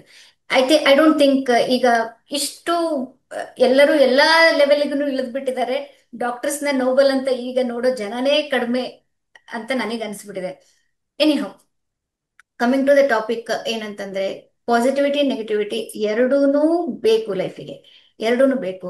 ಈಗ ನಾವು ಅನ್ಕೊಂಡಿದ್ದು ಕೆಲವೊಮ್ಮೆ ಆಗೋದಿಲ್ಲ, ನಮ್ಗೆ ಸಿಗೋದೇ ಇಲ್ಲ, ಚಾನ್ಸೇ ಇಲ್ಲ. ನಾವು ಅನ್ಕೊಂಡಿದ್ದು ಚಾನ್ಸೇ ಇಲ್ಲ. ಆದ್ರೆ ಅದರಲ್ಲಿ ಹಿಂದೆ ಒಂದು ಒಳ್ಳೇದಿದ್ದೇ ಇರುತ್ತೆ ಡೆಫಿನೆಟ್ಲಿ. ಅದು ನಮ್ಗೆ ಬಂದ್ರೆ ಅದ್ ನಮ್ಗೇನೋ ಒಳ್ಳೇದಾಗೋದಿರೋದಿಲ್ಲ. ಅಥವಾ ಈಗ ಯಾರಿಗೊಬ್ರಿಗೆ ಆಕ್ಸಿಡೆಂಟ್ ಆಯ್ತು, ಅದು ನೆಗೆಟಿವ್ ಅಂತ ನಾವು ಹೇಗೆ ಹೇಳಕ್ಕಾಗತ್ತೆ? ಕಾಲ್ ಮುರ್ಕೊಂಡ್ರು ನೆಗೆಟಿವ್ ಅಂತ ಹೇಗೆ ಹೇಳಕ್ಕಾಗತ್ತೆ? ಅದನ್ನ ಅದ್ರಲ್ಲಿ ಒಂದು ಪಾಸಿಟಿವ್, ಅವ್ನ ಜೀವ ಹೋಗಿತ್ತು ಅಂದ್ರೆ ಅಲ್ವಾ, ಹ್ಮ್ ಬರೀ ಕಾಲ್ ಮುರಿದಿದೆ ಅಷ್ಟೇ. ಸೊ ಹಾಗೆ ನಾನೇನ್ ಹೇಳೋದಂದ್ರೆ, ಎಷ್ಟು ನಾವು ಬ್ಯಾಲೆನ್ಸ್ಡ್ ಆಗಿ ಇರ್ತೀವೋ, ಎಷ್ಟು ಎರಡನ್ನೂ ಇದೆ ಅಂತ ಒಪ್ಕೊಳ್ತೀವೋ, ಅಷ್ಟು ಬೇಗ ನಮ್ ಗುರಿನ ಮುಟ್ತೀವಿ. ಇಲ್ಲ ಅಂತಂದ್ರೆ, ನಾನು ಮೊದಲು ಹೇಳ್ದಾಗೆ ನಮ್ಮ ಲೈಫ್ ನಿಂತಿರೋದು ಎಮೋಷನ್ಸ್ ಮೇಲೆ. ತುಂಬಾ ಏನಾದ್ರು ಒಳ್ಳೇದು ಆಯ್ತು ಅಂದಾಗ ಎಕ್ಸ್ಟ್ರೀಮ್ ಆಗಿ ಖುಷಿ ಆಗ್ಬಿಡೋದು, ಏನಾದ್ರು ಕೆಟ್ಟದಾಯ್ತು ಅಂದಾಗ ಎಕ್ಸ್ಟ್ರೀಮ್ ಆಗಿ ದುಃಖ ಪಡೋದು. ಆ ತರ ಇದ್ದಾಗ ಗುರಿ ಹೇಗ್ ಮುಟ್ತೀರಾ? ಹ್ಮ್ ಅಲ್ವಾ? ಅಲ್ಲಿ ಒಂದು ಭಯ ಬರಕ್ ಶುರು ಆಗುತ್ತೆ. ಓ, ಹಿಂಗ ಇದನ್ನ ಅನ್ಕೊಂಡಿದೀನಿ ನಾನು, ಆಗುತ್ತೋ ಇಲ್ವೋ, ಅಥವಾ ಆದ್ಮೇಲೆ ಇದನ್ ಹಿಂಗ ಆಗ್ಬಿಡತ್ತೆ, ಈ ತರ again it will start. So ನಾನು ಒಂದು ಸಜೆಷನ್ ಏನ್ ಹೇಳೋದು ಅಂತಂದ್ರೆ, ತುಂಬಾ ಖುಷಿ ಆಯ್ತಾ, ಹಿಂದಿನ ಟೈಮ್ ಯಾವಾಗ ಬೇಜಾರಾಗಿತ್ತು ನೆನಪಿಸ್ಕೊಳ್ಳಿ. ತುಂಬಾ ಲೋ ಫೀಲ್ ಮಾಡ್ತಾ ಇದ್ದೀರಾ, ನಿಮ್ ಜೀವನದಲ್ಲಿ ಈ ಮೂಮೆಂಟಿಗೆ ಯಾವ್ದ್ರಲ್ಲಿ ನೀವು ಬೇರೆಯವ್ರಿಗಿಂತ ಸುಪೀರಿಯರ್ ಆಗಿದ್ದೀರಾ ಅದನ್ನ ನೆನಪಿಸ್ಕೊಳ್ಳಿ. ಸೊ ಇಮಿಡಿಯೇಟ್ಲಿ ನಾವು ಅವಾಗ ಪಾಸಿಟಿವಿಟಿ ಬರ್ತೀವಿ. ಪಾಸಿಟಿವ್ ಆದಾಗ ನೆಗೆಟಿವ್ ಏನ್ ನೆನಪಿಸ್ಕೊಳ್ತೀವಿ, ಇಮಿಡಿಯೇಟ್ಲಿ ಅವಾಗ ಒಂದು ಬ್ಯಾಲೆನ್ಸ್ ನ್ಯೂಟ್ರಲ್ ಸ್ಟೇಟಿಗೆ ಬರ್ತೀವಿ. ಆ ನ್ಯೂಟ್ರಲ್ ಸ್ಟೇಟಿಗೆ ಬಂದ್ವಿ ಅಂತಂದ್ರೆ ಯಾವುದು ನಮ್ಮನ್ನ ಎಕ್ಸೈಟ್ ಮಾಡೋದಿಲ್ಲ. ಈಗ ಹ್ಮ್ ಬಂದು ನನ್ಗೆ ಯಾರಾದ್ರೂ 1 ಲಕ್ಷ ರೂಪಾಯಿ ಕೊಟ್ಟು ಈ ಟ್ರೀಟ್ಮೆಂಟ್ ಮಾಡಿ ಅಂದ್ರೆ ನನಗೆ ಅದು ಎಕ್ಸೈಟ್ಮೆಂಟ್ ಬರೋದಿಲ್ಲ. ಯಾಕಂತಂದ್ರೆ ಆ ಅದ್ರ ಹಿಂದೆ ಇರೋ ರಿಸ್ಕ್ ನನಗೆ ಫಸ್ಟ್ ಕಾಣಿಸುತ್ತೆ. ಹೌದು, ಇದ್ರ ಹಿಂದೆ ಇಷ್ಟು ರಿಸ್ಕ್ ಇದೆ ಅಂತ ಬರುತ್ತೆ. ಸೊ ಹಾಗಾಗಿ ಎಷ್ಟು ಬ್ಯಾಲೆನ್ಸ್ಡ್ ಆಗಿರ್ತೀವೋ ಅಷ್ಟು ನಮ್ಮ ಬೇಗ ಗುರಿಗಳನ್ನ ಮುಟ್ತೀವಿ. ಆಮೇಲೆ ಈ ಜಗತ್ತಲ್ಲಿ ಹೇಗೆ ದೇವರಿದ್ದಾರೆ ಹಾಗೆ ರಾಕ್ಷಸತ್ವನಿದೆ, ಪಾಸಿಟಿವಿಟಿ ಹೇಗಿದೆ ನೆಗೆಟಿವಿಟಿನೂ ಹಾಗೆ ಇದೆ. ಇಟ್ ಶುಡ್ ಬಿ ದೇರ್, ಅದು ಇರಬೇಕು ಹಾಗೆ. ಹ್ಮ್ ನನ್ ಮಗನೇ ಕೇಳ್ತಾನೆ ಎಷ್ಟೋ ಸರಿ, ಮಮ್ಮಿ ಕೆಟ್ಟವ್ರು ಏನಕ್ಕಿದ್ದಾರೆ, ಈ ತರ ಏನಕ್ಕೆ ಬಾಂಬ್ ಹಾಕ್ತಾರೆ? ಈಗ ಕೆಟ್ಟವ್ರು ಇರೋದ್ರಿಂದ ಗೊತ್ತಾಗುತ್ತಲ್ವಾ ಒಳ್ಳೆಯವ್ರು ಇದ್ದಾರೆ ಅಂತ ಹೇಳಿ. ಈಗ ಅವ್ರು ಕೆಟ್ಟವ್ರಿಲ್ಲ ಅಂದ್ರೆ ಎಲ್ರು ನಾರ್ಮಲ್, ಎಲ್ರು ಒಂದೇ, ಎಲ್ಲಾ ಕಡೆನೂ ರೆಡ್ ಆಪಲ್ಲೇ. ಒಂದು ಪರ್ಪಲ್ ಆಪಲ್ ಬಂತು ಅಂದ್ರೆ ಅವಾಗ ಗೊತ್ತಾಗುತ್ತೆ ರೆಡ್ ಆಪಲ್ಲೇ ನಿಜವಾಗಿರೋದು ಅಂತ. ಸೊ ಹಾಗಾಗಿ ಎರಡೂ ಕೂಡ ಬೇಕು. ನೆಗೆಟಿವಿಟಿ ಇಸ್ ಆಲ್ಸೋ ಗುಡ್, ಅದನ್ನ ನಾವು ವೆಲ್ಕಮ್ ಮಾಡಬೇಕು, ಅಕ್ಸೆಪ್ಟ್ ಮಾಡ್ಕೋಬೇಕು. ಹ್ಮ್ ವೆಲ್ಕಮ್ ಮಾಡೋದಕ್ಕಿಂತ ಮುಂಚೆ ಅಕ್ಸೆಪ್ಟ್ ಮಾಡ್ಕೋಬೇಕು. ಅಕ್ಸೆಪ್ಟ್ ಮಾಡ್ಕೊಂಡು ಆ ಅವೇರ್ನೆಸ್ ಬಂತು ಅಂತಂದ್ರೆ ತುಂಬಾ ಸರಳ, ಎಲ್ಲದೂ ತುಂಬಾ ಸರಳ. ಸೂಪರ್ ಸೂಪರ್ ಗೆಳೆಯರೆ. ಆ ಈ ಅದೇ ಆ ಸಮತೋಲನವನ್ನ ಕಾಪಾಡ್ಕೊಳ್ಳೋದಿದೆ ಅಲ್ವಾ? ಯಾಕಂದ್ರೆ ಅವರು ಭಾರತಿ ಅವ್ರು ಹೇಳಿದಂಗೆ ನೀವೇ ಯೋಚಿಸ್ ನೋಡಿ, ನೀವು ಒಂದೊಂದು ವಿಷಯಕ್ಕೂ ಟೆನ್ಷನ್ ಮಾಡ್ಕೊಂಡು ಆ ಸಿ ಅವ್ರು ಹೇಳ್ದಂಗೆ ಜೀವನದಲ್ಲಿ ಕೆಲವು ವಿಷಯಗಳು ಹಾಗೆ ಆಗತ್ತೆ, ಅದನ್ನ ನಮ್ ಕಂಟ್ರೋಲ್ ಅಲ್ಲಿ ಇಲ್ಲ. ನಾವ್ ಅಂದ್ಕೊಂಡಿದ್ ಕೆಲವು ವಿಷಯಗಳು ಆಗೋದೇ ಇಲ್ಲ, ನಾವ್ ಬೇಡ ಅಂದು ಕೆಲವು ವಿಷಯಗಳು ಹಾಗೆ ಆಗತ್ತೆ, ಅದು ನಮ್ಮ ಕಂಟ್ರೋಲ್ ಅಲ್ಲಿ ಇಲ್ಲ. ಅದು ಪ್ರಕೃತಿಯಲ್ಲಿ ಎಲ್ಲವೂ ಹಾಗೆ ಇರೋದು. ಆದರೆ ನಾವು ಅದನ್ನ ಸ್ವೀಕರಿಸೋ ರೀತಿನಲ್ಲಿ ಆ ಒಂದು ಸಮತೋಲನವನ್ನ ಕಾಪಾಡ್ಕೊಂಡ್ರೆ ನಾವು ಮುಂದಕ್ಕೆ ಹೋಗೋದು ಬಹಳ ಸುಲಭ ಆಗತ್ತೆ. ಇಲ್ಲ, ಸ್ವಲ್ಪ ಮುಂದಕ್ಕೆ ಹೋಗ್ತೀವಿ ಮತ್ತೆ ಹಿಂದೆ ಬಿದ್ದ್ಬಿಡ್ತೀವಿ, ಸ್ವಲ್ಪ ಮುಂದಕ್ಕೆ ಹೋಗ್ತೀವಿ ಹಿಂದೆ ಬಿದ್ದ್ಬಿಡ್ತೀವಿ, ಈ ಒಂದು ಜಂಜಾಟದಲ್ಲೇ ಸಿಕ್ಕಾಕೊಂಡ್ ಬಿಡ್ತೀವಿ. ಆದ್ರೆ ಯಾವಾಗ ಒಂದು ಕೆಟ್ಟದ್ದು ಅಂತ ಆ ಕ್ಷಣದಲ್ಲಿ ನಮಗ್ ಅನ್ನಿಸ್ಬೋದು, ನನಗ್ ಬೇಡದೆ ಇರೋದು ಬಂದ್ಬಿಡ್ತಲ್ಲ ಅಂತ ಅನ್ನಿಸ್ಬೋದು. ಆದ್ರೂ ಅದರಲ್ಲೂ ಒಂದು ಒಳ್ಳೇದನ್ನ ನೋಡ್ತಾ ನಾನು ಹೋದೆ ಅಂದ್ರೆ ವೇಗವಾಗಿ ಗುರಿಯನ್ನ ತಲುಪೋದು ಸುಲಭ. ಇದು ಎಷ್ಟು ಜನಕ್ಕೆ ಇದು ಲಾಜಿಕಲ್ ಆಗಿ ಅರ್ಥ ಆಗ್ತಾ ಇದೆ ಗೆಳೆಯರೆ? ನಾವು ನಮ್ಮನ್ನ ಎಷ್ಟರ ಮಟ್ಟಕ್ಕೆ ಸಮತೋಲನವನ್ನ ನಾವು ಕಾಪಾಡ್ಕೊಳ್ತೀವೋ ಅಷ್ಟು ವೇಗವಾಗಿ ನ- ಜೊತೆಗೆ ನಾವು ಆ ಸಮತೋಲನವನ್ನ ಈಗ ನೀವು ಇದು ನನಗೂ ಬಹಳಷ್ಟು ಸರ್ತಿ ಅನ್ಸಿದೆ. ನಮಗೆ ದುಃಖ ಏನಕ್ಕೆ ಜಾಸ್ತಿ ಆಗತ್ತೆ ಅಂದ್ರೆ, ಏನೋ ಒಂದ್ ಸಣ್ಣ ಅಹಿತಕರ ಘಟನೆ ಆಗತ್ತೆ, ಆ ಸಮಯದಲ್ಲಿ ನಾವು ಏನೆಲ್ಲ ಅಹಿತಕರ ಘಟನೆಗಳು ಇದಕ್ ಮುಂಚೆ ಆಗಿತ್ತು, ಇನ್ನು ಮುಂದೆ ಆಗ್ಬೋದು, ಎಲ್ಲವನ್ನು ಒಟ್ಟಿಗೆ ಯೋಚಿಸೋದ್ರಿಂದಾನೇ ಅದು ಇನ್ನೂ ದೊಡ್ಡದಾಗ್ತಾ ಹೋಗ್ತಿರುತ್ತೆ. ಆದ್ರೆ ಆ ಸಮಯದಲ್ಲಿ ಭಾರತೀಯವರು ಹೇಳಿದಂಗೆ ಒಂದು ಅಹಿತಕರ ಘಟನೆ ಆದಾಗ ಅದರಿಂದ ಏನು ಒಳ್ಳೇದಾಗ್ಬೋದು, ಅದರಿಂದ ಏನು ಒಳ್ಳೇದಾಗಿದೆ. ಈಗ ಅವ್ರು ಉದಾಹರಣೆಗೆ ಒಂದು ಆಕ್ಸಿಡೆಂಟ್ ಹೇಳಿದ್ರು, ಕೈಗೆ ಕಾಲ್ಗೆ ಏನೋ ಒಂದು ಸಣ್ಣದಾಗಿ ಏನೋ ಏಟಾಯ್ತು, ಅದಕ್ಕೆ ನಾವು ಆಕ್ಸಿಡೆಂಟ್ ಆಗೋಯ್ತು ಅಂದಷ್ಟು ಇನ್ನೂ ಭಯ ಜಾಸ್ತಿ ಆಗುತ್ತೆ, ಒದ್ದಾಟ ಜಾಸ್ತಿ ಆಗುತ್ತೆ. ಆದ್ರೆ ಇನ್ನೂ ದೊಡ್ಡದಾಗಿ ಆಗ್ಬೋದಿತ್ತು, ಆದ್ರೆ ಇಷ್ಟು ಸಣ್ಣದಾಗಾಯ್ತಲ್ಲ, ಕೃತಜ್ಞತೆಗಳು. ಈ ರೀತಿ ಯೋಚಿಸಕ್ ಸ್ಟಾರ್ಟ್ ಮಾಡಿದಾಗ ಸಡನ್ ಆಗಿ ನಿಮ್ ಎನರ್ಜಿ ಪಾಸಿಟಿವ್ ಆಗುತ್ತೆ. ಭಾರತೀಯ ಅವ್ರು ಹೇಳ್ದಂಗೆ ನಾವೆಲ್ಲ ಭಾವನಾತ್ಮಕ ಜೀವಿಗಳು. ನಮ್ಮ ಭಾವನೆಗಳು ಪಾಸಿಟಿವ್ ಆಗಿದ್ದಾಗ ನಾವ್ ಇನ್ನಷ್ಟು ಮುಂದಕ್ಕೆ ಹೋಗೋದ್ರ ಬಗ್ಗೆ, ಬೆಳೆಯೋದ್ರ ಬಗ್ಗೆ ಯೋಚಿಸೋದಕ್ಕಾಗತ್ತೆ. ಸೊ ಅದ್ಭುತವಾದ ಮಾತುಗಳು ಭಾರತೀಯವರೇ.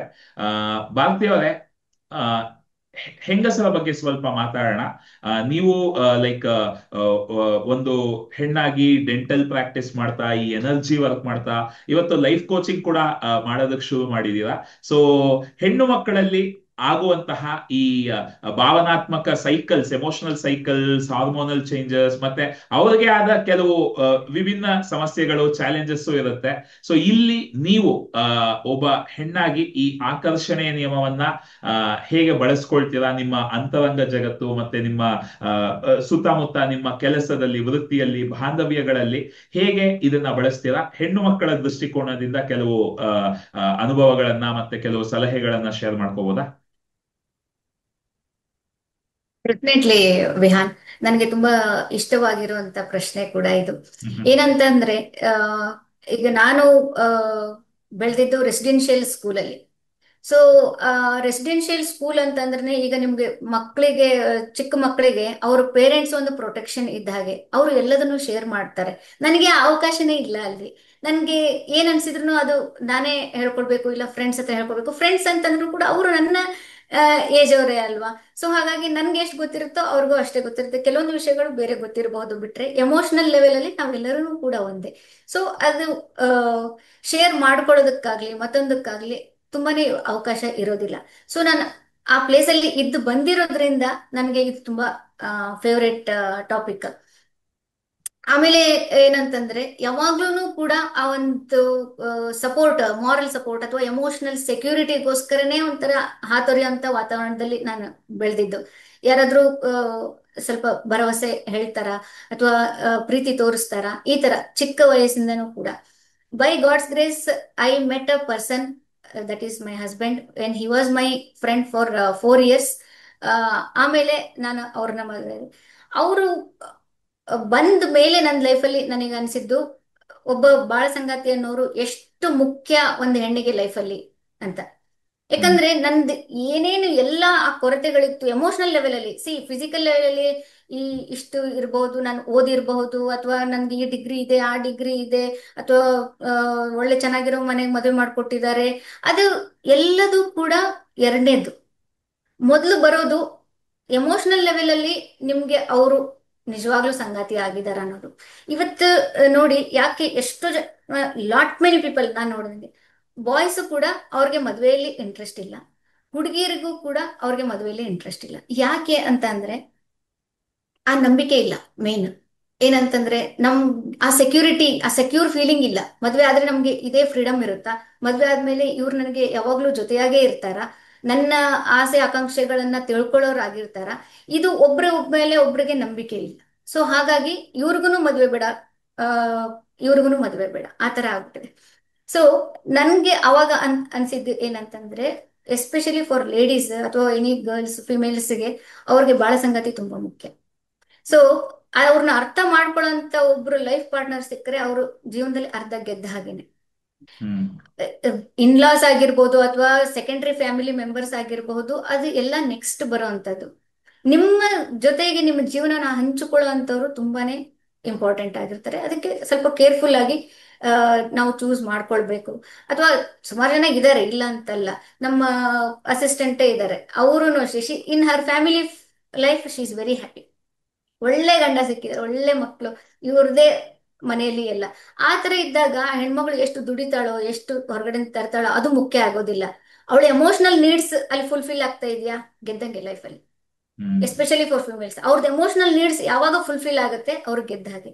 ಇದು ಅದ್ ಆಗದೆ ಇರುವಾಗ, ಅವರು ಸೋತಾಗ ಏನ್ ಆಗುತ್ತೆ ಅಂತಂದ್ರೆ, ಒಬ್ಬರೇ ಕಣ್ಣೀರು ಹಾಕೋದು, ಅಥವಾ ಆ ಒಂದು ಸೆಕ್ಯೂರಿಟಿನ ಹುಡುಕೊಂಡು ಹೊರಗಡೆ ಬೇರೆ ಕಡೆಗೆ ಅಲ್ದಾಡೋದು, ಫ್ರೆಂಡ್ಸ್ ಮಾಡ್ಕೊಳ್ಳೋದು, ಅಥವಾ ಇನ್ನೊಂದು ಅಫೇರ್ ಮಾಡ್ಕೊಳ್ಳೋದು, ಇವೆಲ್ಲದನ್ನು ಕೂಡ ಸ್ಟಾರ್ಟ್ ಆಗತ್ತೆ. ಅದಕ್ಕೆ ನಾನ್ ಏನು ಹೇಳೋದು ಅಂತಂದ್ರೆ, ನಾನು ನೋಡಿರೋದು ಏನಂತಂದ್ರೆ, ಫಸ್ಟ್ ಇಲ್ಲಿ ಕ್ಲಿನಿಕ್ ಅಲ್ಲಿ ಬರ್ತಾರಲ್ವಾ ಫಿಮೇಲ್ ಪೇಷಂಟ್ಸ್, ಬೇಗ ನನ್ನ ಜೊತೆಗೆ ಕನೆಕ್ಟ್ ಆಗ್ತಾರೆ. ಯಾಕಂತಂದ್ರೆ I can read their minds.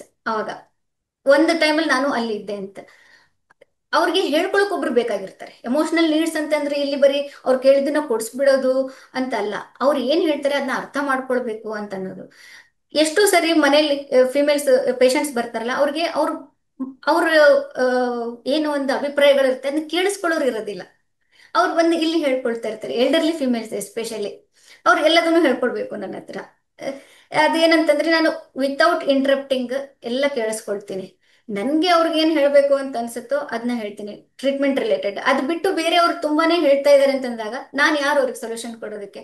ಅದನ್ನ ನಾನು ಸೊಲ್ಯೂಷನ್ ಕೊಡಕ್ ಹೋಗಲ್ಲ. ಆದ್ರೆ ಅವ್ರಿಗೊಂದು ಸಮಾಧಾನ ಆಗತ್ತೆ, ಅವ್ರಿಗೊಂದು ಕನೆಕ್ಷನ್ ಫೀಲ್ ಆಗುತ್ತೆ. ಯಾಕೆ ಅಂದ್ರೆ ಅವ್ರದ್ದು ಎಮೋಷನಲ್ ನೀಡ್ ಅಲ್ಲಿ ಫುಲ್ಫಿಲ್ ಆಗಿದೆ. ಏನಂದ್ರೆ ನನ್ನ ಯಾರೊಬ್ರು ಕೇಳಿಸ್ಕೊಳ್ಬೇಕು ಅನ್ನೋದು. ಅವ್ರಿಗೆ ನನ್ನಿಂದ ಅಡ್ವೈಸ್ ಬೇಡ. ಓಕೆ, ನನ್ನಿಂದ ಅಡ್ವೈಸ್ ಬೇಡ, ನಾನು ಕೊಡಕ್ ಹೋಗೋದು ಇಲ್ಲ ಅಡ್ವೈಸ್. ನೀ ಹೀಗ್ ಮಾಡಿ ಅಂತ. ಯಾಕಂದ್ರೆ ಎಷ್ಟೋ ಜನ ವಯಸ್ಸಲ್ಲಿ ನನ್ಗಿನ್ನ ದೊಡ್ಡವರು ಇದ್ದಾರೆ, ನನ್ಕಿನ್ನ ಲೈಫ್ ಕಂಡಿರೋರು ಇದ್ದಾರೆ. ಅವ್ರಿಗೆ ನಾನೇನ್ ಅಡ್ವೈಸ್ ಕೊಡ್ಬಲ್ಲೆ? ಸೊ ಹಾಗಾಗಿ ಅವ್ರಿಗೆ ಕೇಳಿಸ್ಕೊಳ್ಳೋರೊಬ್ರು ಬೇಕಾಗಿರ್ತಾರೆ ಅಷ್ಟೇ. ಸೊ ಇದು emotional need. First emotional need ಫಿಮೇಲ್ಸ್ದು ಇದೆ. ಅವ್ರನ್ನ ಕೇಳಿಸ್ಕೊಳ್ಳೋಂಥವ್ರು ಯಾರಾದ್ರೂ ಬೇಕು, ಅದು ಮುಖ್ಯ. ಆಮೇಲೆ ಎರಡನೇದು ಏನು, ನಾನು ಏನ್ ಹೇಳಕ್ ಇಷ್ಟಪಡ್ತೀನಿ, ಸಜೆಸ್ಟ್ ಮಾಡಕ್ ಇಷ್ಟಪಡ್ತೀನಿ ಅಂತಂದ್ರೆ ಲೇಡೀಸಿಗೆ ಯಾವಾಗ್ಲೇ ಆಗ್ಲಿ ಈ ತರ, ಈಗ ನನ್ಗೂ ಕೂಡ ಆಗತ್ತೆ. ಎಮೋ ಹಾರ್ಮೋನಲ್ ಲೆವೆಲ್ ಹೇಗೆ ಹೇಗೆ ಚೇಂಜ್ ಆಗುತ್ತೆ ಇನ್ ಅ ಮಂತ್, ಅದ್ರ ತಕ್ಕ ಹಾಗೆ ನಮ್ಮ ಮೂಡ್ ಕೂಡ ಬದಲಾಗ್ತಾ ಹೋಗುತ್ತೆ. ಅಂತ ಟೈಮಲ್ಲಿ you honour yourself, don't feel guilty. ಅಯ್ಯೋ ನನ್ಗೆ ಹಿಂಗ ಆಗ್ತಾ ಇದೆಯಲ್ಲ, ನಾನು ಎಲ್ಲರ ಮೇಲೆ ಕಿರ್ಚಾಡ್ಬಿಡ್ತೀನಿಲ್ಲ. ಹೌದು, ಕಿರ್ಚಾಡ್ತೀನಿ. ಯಾಕೆ? ಮನೇಲಿ ಮೊದ್ಲೇ ಹೇಳಿಟ್ಟಿರಿ ನನ್ಗೆ ಈ ತರ ಡೇಸ್ ನಡೀತಾ ಇದೆ ಇವಾಗ. ಸೊ ನನ್ಗೆ ದಯವಿಟ್ಟು ಜಾಸ್ತಿ ಮಾತಾಡ್ಸಕ್ ಹೋಗ್ಬೇಡಿ. ನಿಮ್ಗೆ ಏನ್ ಬೇಕು ಕೇಳಿ, ನಾನು ಇದ್ ಮಾಡ್ತೀನಿ. ನನಗೆ ಟ್ರಿಗರ್ ಆಗುವಂತದ್ದು ಏನು ಹೇಳಕ್ ಹೋಗ್ಬೇಡಿ. ಮೊದ್ಲೇ ಹೇಳಿಟ್ಟಿರಿ, ಪ್ರಿಪೇರ್ ಮಾಡಿ ಅವ್ರನ್ನ ಮೆಂಟಲಿ.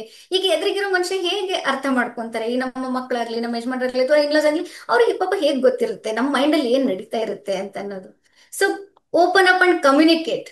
ಏನಂತಂದ್ರೆ ನನಗೆ ಸ್ವಲ್ಪ ಏನಿದೆ ಅಷ್ಟೇ ಮಾತಾಡಿ, ಜಾಸ್ತಿ ಮಾತಾಡೋದಕ್ಕೆ ನನಗೆ ಈಗ ಆಗ್ತಾ ಇಲ್ಲ. ಅದು ಇದು especially for your life partner ನೀವು ಹೇಳ್ಬೋದು. ಸುಮ್ಮನೆ ತಲೆ ತಿನ್ನೋಂಗ್ ಏನೋ ಹೇಳ್ಬೇಡಿ, ಟ್ರಿಗರ್ ಮಾಡೋಂಥದ್ದು ಏನೋ ಹೇಳ್ಬೇಡಿ ಅಂತ ಹೇಳಿದ್ರೆ ಮೆಂಟಲಿ ಪ್ರಿಪೇರ್ ಮಾಡಿ ಇದು ಮಾಡ್ತಾರೆ. ಇದನ್ನ ಬಿಟ್ಟು ಅವ್ರಿಗೆ ಹೊರಗಡೆ ಎಲ್ಲೂ ಏನು ಸಿಗ್ತಾ ಇದ್ದಾಗ ಈಗ ಹೇಳ್ಕೊಡ್ಬೇಕಲ್ಲ, ಅವ್ರಿಗೆ ಯಾರಿಗಾರು ಒಬ್ರು ಕೇಳ್ಬೇಕಲ್ವಾ? ಅದೇ ಎಮೋಷನಲ್ ನೀಡಲ್ವಾ ಫಸ್ಟ್ ನಾನು ಹೇಳಿದ್ದು. ಜರ್ನಲಿಂಗ್ ಮಾಡಿ. ಇವತ್ತಿಗೂ ಕೂಡ ನನಗೆ if I start feeling heavy, ಈಗಲೂ ಬರಿತೀನಿ ನಾನು, ಅದನ್ನ ಎಕ್ಸ್ಪ್ರೆಸ್ ಮಾಡ್ತೀನಿ, ಬುಕ್ಕಲ್ಲಿ ಬರಿತೀನಿ. Everything I right. ಅವಾಗ ಏನಾಗುತ್ತೆ, one are the other way ನಾನು ಅದನ್ನ ಹೊರಗಡೆ ಹಾಕಿದ್ದೀನಿ, ನನ್ನ ಮನಸ್ಸಿಂದ ಹೊರಗಡೆ ಹಾಕಿದ್ದೀನಿ. ಆಮೇಲೆ ಅದನ್ನ ಇಟ್ಕೊಳ್ಳೋದು ಬಿಡೋದು ಅವ್ರಿಗೆ ಬಿಟ್ಟಿದ್ದು. ತುಂಬಾನೇ ಕೆಟ್ಟದಿತ್ತು, ತುಂಬಾನೇ ಕಹಿ ಇತ್ತು, ತುಂಬಾ ಭಾರ ಆಗ್ತಿತ್ತು ಅಂದ್ರೆ ನಾನು ಏನ್ ಮಾಡ್ಬಿಡ್ತೀನಿ, ಬರದಾದ್ಮೇಲೆ ಪೀಸ್ ಪೀಸ್ ಮಾಡಿ ಡಸ್ಟ್ಬಿನಿಗೆ ಹಾಕ್ಬಿಡ್ತೀನಿ. ಇಲ್ಲ ಏನಾದ್ರೂ ಒಬ್ರಿಗೆ ಹೇಳ್ಬೇಕಾಗಿತ್ತು ಅಂತಂದ್ರೆ ಅವ್ರಿಗೆ ಹೇಳ್ತೀನಿ, ನೋಡಿ ಈ ತರ ನಾನು ಬರ್ಕೊಂಡಿದ್ದೀನಿ ಅಂತ. ಜರ್ನಲಿಂಗ್ ಮಾಡ್ಬೋದು. ಈಗ ಎಲ್ರು ಬರೆಯೋದು, ಓದೋದು ಬರೆಯೋದು ಎಲ್ರಿಗೂ ಗೊತ್ತಿಲ್ಲದೆ ಇರ್ಬೋದು. ಹೆಣ್ಮಕ್ಳಿಗೆ ಅವ್ರು ಏನ್ ಮಾಡ್ಬೋದು, ಅವ್ರ ಸ್ನೇಹಿತರ ಹತ್ರ ಹೇಳ್ಕೊಳ್ಬೋದು, ನಂಬಿಕೆ ಉಳ್ಳವರಾಗಿದ್ರೆ. ಇಲ್ಲ ಅಂತಂದ್ರೆ ಏನ್ ಮಾಡ್ಕೊಳ್ಬೋದು, ಫೋನಲ್ಲಿ ಈಗ ರೆಕಾರ್ಡ್ ಆಪ್ಷನ್ ಇದೆ. ಎಲ್ಲನೂ ಮಾತಾಡಿ. ಬರೆಯೋಷ್ಟು ಟೈಮಲ್ಲಿ ಅಥವಾ ಬರೆಯಕ್ ಗೊತ್ತಿಲ್ವಾ, ಫೋನಲ್ಲಿ ರೆಕಾರ್ಡ್ ಮಾಡಿ. ಯಾರೋ ಕೇಳಿಸ್ಕೊಳ್ತಿದಾರೆ ಅನ್ನೋ ತರ ಎಲ್ಲ ರೆಕಾರ್ಡ್ ಮಾಡಿ. ಆ ರೀತಿಯಲ್ಲಿ ಹೊರಗಡೆ ಹೋಗುತ್ತೆ. ಅದು ಆಗ್ತಾ ಇಲ್ಲ. ಈಗ ಟೆಕ್ನಾಲಜಿ, ನನಗೆ ಫೋನ್ ಯೂಸ್ ಮಾಡಕ್ ಬರಲ್ಲ, ಬರೆಯೋದಕ್ ಬರಲ್ಲ, ನನಗೆ ಓದಕ್ ಬರೆಯಕ್ ಏನು ಬರಲ್ಲ, ಐ ಆಮ್ ಅನ್ಎಜುಕೇಟೆಡ್. ಮಿರರ್ ಮುಂದೆ ಹೋಗಿ ನಿಂತ್ಕೊಡಿ. ನಿಮ್ಗೆ ನೀವೇ ಬೆಸ್ಟ್ ಫ್ರೆಂಡ್. ನಿಮ್ ಫ್ರೆಂಡ್ ಇದ್ದಾರೆ ಅಥವಾ ನಿಮ್ದೇ ಒಂದು ವರ್ಷನ್ ನಿಮ್ಗೆ ಮಾತಾಡ್ಕೊಳ್ತಿದ್ದೀರಾ ಅಂತ ಅನ್ನೋ ತರ ಎಲ್ಲದನ್ನು ಹೇಳಿ. ಯಾರ ಬಗ್ಗೆ ಏನ್ ಕೆಟ್ಟ ಫೀಲಿಂಗ್ಸ್ ಇದೆ, ಏನ್ ಬೇಜಾರಿದೆ, ಏನ್ ನೆಗೆಟಿವ್ ಫೀಲಿಂಗ್ಸ್ ಇದೆ, ಎಲ್ಲದನ್ನು ಹೊರಗಡೆ ಹಾಕಿ. You will start feeling later. ಇದನ್ನೇ ಈಗ ನಾನು ಏನ್ ಹೇಳಿದೆ, ಇದನ್ನೇ ಬೇರೆ ಬೇರೆ ಬೇರೆ ಬೇರೆ ಟೆಕ್ನಿಕಲಿ ಲಾ ಆಫ್ ಅಟ್ರಾಕ್ಷನ್ ಅಲ್ಲಿ ಇರೋದು. ಏನಂದ್ರೆ ಹೋಪನೋಪನ ಮಾಡ್ಬೋದು, ಅವ್ರ ಬಗ್ಗೆ ಜರ್ನಲಿಂಗ್ ಮಾಡ್ಬೋದು, ಅಥವಾ ಅವ್ರನ್ನ ಎನರ್ಜೆಟಿಕಲಿ ಕನೆಕ್ಟ್ ಆಗಿ ಇದ್ ಮಾಡೋದು ಇರ್ಬೋದು. ಎಲ್ಲದೂ ಕೂಡ again same thing, venting out and clearing it off. ಇದು ಫಿಮೇಲ್ಸಿಗೆ ತುಂಬಾನೇ ಬೇಕು. ವಾವ್, ಬಹಳ ಅದ್ಭುತವಾದ ಒಂದು ಸಲಹೆಯನ್ನ ಭಾರತೀಯವರು ಕೊಟ್ಟಿದ್ದಾರೆ. ಗೆಳೆಯರೇ, ನಾವು ಆ ಆ, ಮನೆಯಲ್ಲಿ ಪ್ರತಿದಿನ ಅಡಿಗೆ ಮಾಡ್ತೀವಿ ಅಲ್ಲ, ಅಡಿಗೆ ಮಾಡಿದಾಗ ಎಷ್ಟೊಂದು ಕಸ ಸೇರ್ಕೊಳ್ಳುತ್ತೆ. ಆ ಕಸವನ್ನ ನಾವು ಸುಮ್ನೆ ಒಳಗ್ ಹಾಕ್ಬಿಟ್ಟು ಒಂದು ಕವರ್ ಹಾಕಿ ಮುಚ್ಚಿಟ್ಬಿಟ್ರೆ, ಅದು ನೆಕ್ಸ್ಟ್ ಡೇ ನೀವು ಏನೇ ಅದನ್ನ ಚೆನ್ನಾಗಿ ಮುಚ್ಚಿಟ್ರು ವಾಸನೆ ಬರಕ್ ಸ್ಟಾರ್ಟ್ ಆಗುತ್ತೆ, ಅದರಿಂದ ಹುಳುಗಳು ಬರೋದಕ್ಕೆ ಸ್ಟಾರ್ಟ್ ಆಗುತ್ತೆ. ನಾವು ತಡೆಯೋದಕ್ಕೆ ಆಗಲ್ಲ. ಆ ಹುಳ ಹುಡುಕೊಂಡು ಬಂದು ಆ ಕವರ್ ಹಾಕಿದ್ರು ಅದು ಬರುತ್ತೆ. ಅದೇ ರೀತಿ ನಮ್ಮ ಒಳಗೆ ಆಗುವ ಈ ಭಾವನಾತ್ಮಕ ಕೊಳಚೆ ಏನಿದೆ, ಕಸ ಏನಿದೆ, ಇದನ್ನ ನಾವು ಹೊರಗೆ ಹಾಕೋದನ್ನ ಅಭ್ಯಾಸ ಮಾಡ್ಕೊಳ್ಳಿಲ್ಲ ಅಂದ್ರೆ ಅದು ನಮ್ಮ ಒಳಗೆ ಸೇರ್ಕೊಂಡು ಸೇರ್ಕೊಂಡು ಸೇರ್ಕೊಂಡು ಅದೇ ದೊಡ್ಡ ದೊಡ್ಡ ಸಮಸ್ಯೆಗಳನ್ನ ಸೃಷ್ಟಿ ಮಾಡೋದು, ದೊಡ್ಡ ದೊಡ್ಡ ಕಾಯಿಲೆಗಳನ್ನ ಸೃಷ್ಟಿ ಮಾಡೋದು. ಹಾಗಾಗಿ ಭಾರತೀಯವರು ಬಹಳ ಸರಳವಾಗಿ ಹೇಳಿದ್ರು, ಬಹಳ ಅದ್ಭುತವಾದ ವಿಷಯ ಅದು. ಅವ್ರು ಹೇಳ್ದಂಗೆ ಆಕರ್ಷಣೆಯ ನಿಯಮ ಆಗ್ಲಿ, ಹೋಪೋನೋಪೋನೋ ಆಗ್ಲಿ, ಇದೆಲ್ಲವೂ ಹೇಳೋದು ಇದನ್ನೇ. ಯಾಕೆ ಅಂದ್ರೆ ನಾವು ಪ್ರತಿ ಕ್ಷಣ ನಮ್ಮ ಭಾವನೆಗಳಿಗೆ ಅನುಗುಣವಾಗಿ, ನಮ್ಮ ಆಲೋಚನೆಗಳಿಗೆ ಅನುಗುಣವಾಗಿ ನಾವು ಆಕರ್ಷಿಸ್ತಿರ್ತೀವಿ. ಯಾವಾಗ ನಮ್ಮಲ್ಲಿ ತುಂಬಾ ಈ ನೆಗೆಟಿವ್ ಎನರ್ಜಿ, ನಕಾರಾತ್ಮಕತೆ ತುಂಬ್ಕೊಂಡ್ಬಿಡುತ್ತೋ, ಅದು ಇನ್ನು ಬೇಡದೇ ಇರೋ ವಿಷಯಗಳನ್ನೇ ಹೆಚ್ಚು ಆಕರ್ಷಿಸ್ತಾ ಇರುತ್ತೆ. ಆದ್ರೆ ಭಾರತೀಯವರು ಹೇಳ್ದಂಗೆ ನೀವು ಅದನ್ನೆಲ್ಲ ಹೊರಗಾಕೋ ಒಂದು ಸರಳ ಅಭ್ಯಾಸ, ಕನ್ನಡಿ ನೋಡ್ಕೊಂಡು ಮಾತಾಡೋದು ಹೇಳಿದ್ರು, ಹೋಪೊನೊಪೊನೊ ಮಾಡಿ ಯಾವ್ದಾದ್ರು ಒಂದು ಅಭ್ಯಾಸ ಇಟ್ಕೊಂಡು ಜರ್ನಲಿಂಗ್ ಬಹಳ ಅದ್ಭುತವಾದ ಒಂದು ಸಲಹೆ. ಸೊ ಅದನ್ನ ಮಾಡ್ತಾ ಹೋದ್ರೆ ನಿಮ್ಮಲ್ಲಿ ಆ ಒಂದು ಆ ಸೇರ್ಕೊಳ್ಳೋದು, ನಕಾರಾತ್ಮಕ ಶಕ್ತಿ ಸೇರ್ಕೊಳ್ಳೋದು ಅವಾಯ್ಡ್ ಆಗುತ್ತೆ. ಅದೇ ನಿಮ್ಗೆ ಬಹಳ ದೊಡ್ಡ ಬ್ರೇಕ್ ಥ್ರೂ ಆಗ್ಬಿಡುತ್ತೆ. ಅದರ ಜೊತೆ ನಮ್ಮ ಭಾವನಾತ್ಮಕ ಅಗತ್ಯಗಳ ಬಗ್ಗೆ ಕೂಡ ಹೇಳಿದ್ರು. ಹೆಣ್ಣು ಮಕ್ಕಳಿಗೆ ಆ ಒಂದು ಹಂಚ್ಕೋಬೇಕು, ಅದನ್ನ ಬೇರೆಯವ್ರ ಜೊತೆ ಹಂಚ್ಕೋಬೇಕು ಅನ್ನೋ ಒಂದು ಆಸೆ ಇರುತ್ತೆ.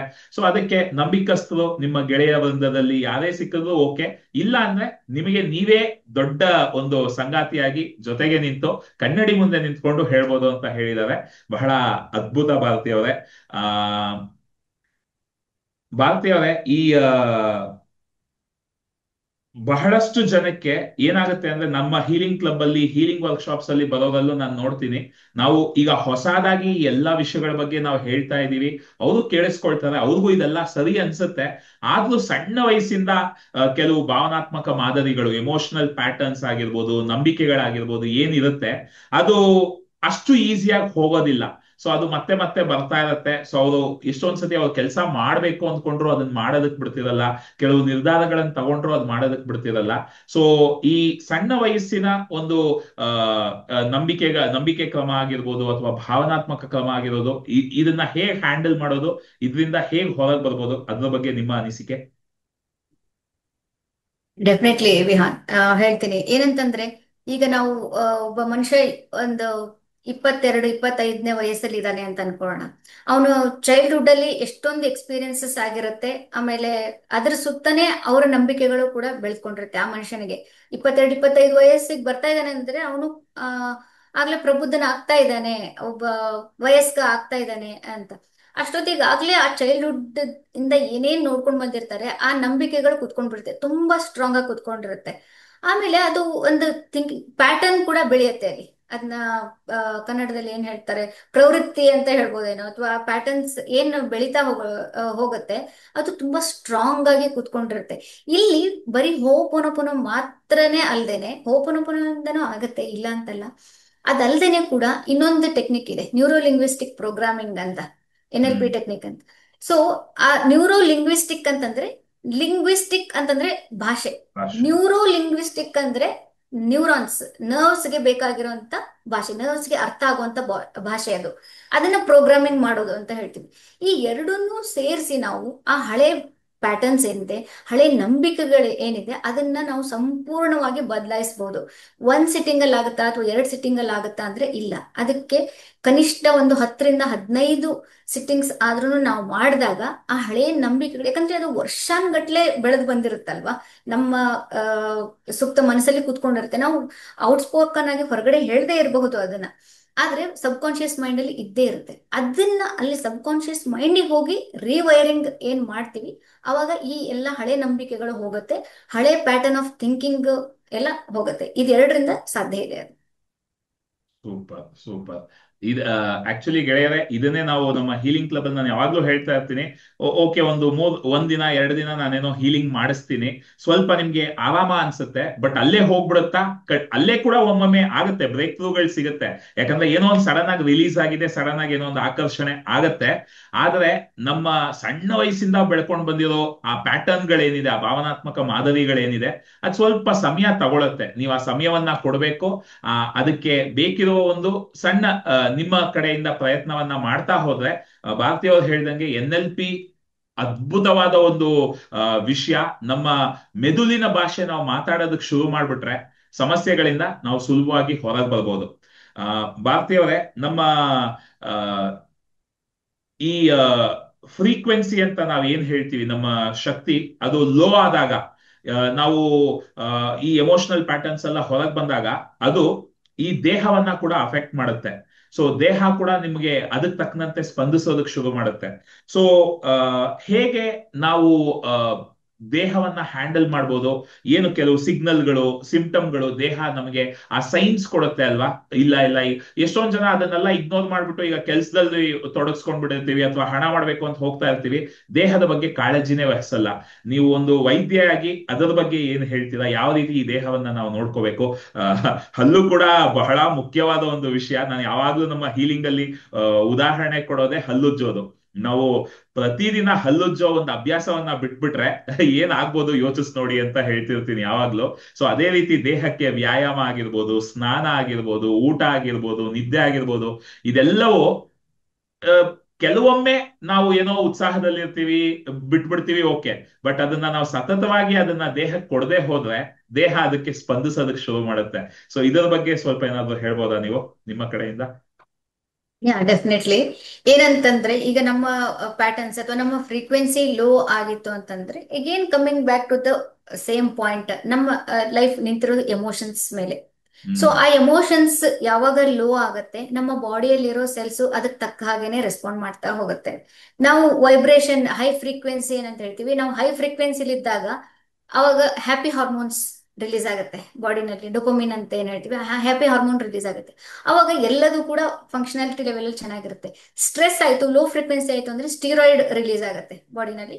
ಅವಾಗ ಅದು body is such a smart thing god has created ಅಂದ್ರೆ ನನ್ಗೆ ಹೇಳಕ್ಕೆ ವರ್ಡ್ಸ್ ಸಾಕಾಗಲ್ಲ. It's a beautiful system. Body is a beautiful system.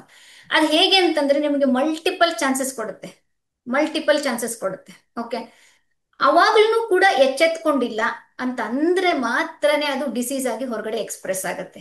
ಹ್ಮ್ ನಾವೇನ್ ಮಾಡ್ತೀವಿ, ಅದನ್ನ ಟೇಕನ್ ಫಾರ್ ಗ್ರಾಂಟೆಡ್ ಮಾಡ್ಕೊಂಡ್ ಬಿಡ್ತೀವಿ. ಇವತ್ತು ವಾಕ್ ಮಾಡೋದ್ ಬೇಡ, ಇವತ್ತು ಎಕ್ಸರ್ಸೈಸ್ ಮಾಡೋದ್ ಬೇಡ, ತುಂಬಾ ಮಲ್ಟಿಪಲ್ ಚಾನ್ಸಸ್ ನಮ್ಗೆ ನಾವೇ ಕೊಟ್ಕೊಳ್ತಾ ಹೋಗ್ತೀವಿ. ಆ ಚಾನ್ಸಸ್ ನಾವು ಹೊರಗಡೆಯವ್ರಿಗೆ ಕೊಡಲ್ಲ, ನಮಗೆ ನಾವೇ ಕೊಡ್ತಾ ಹೋಗ್ತೀವಿ.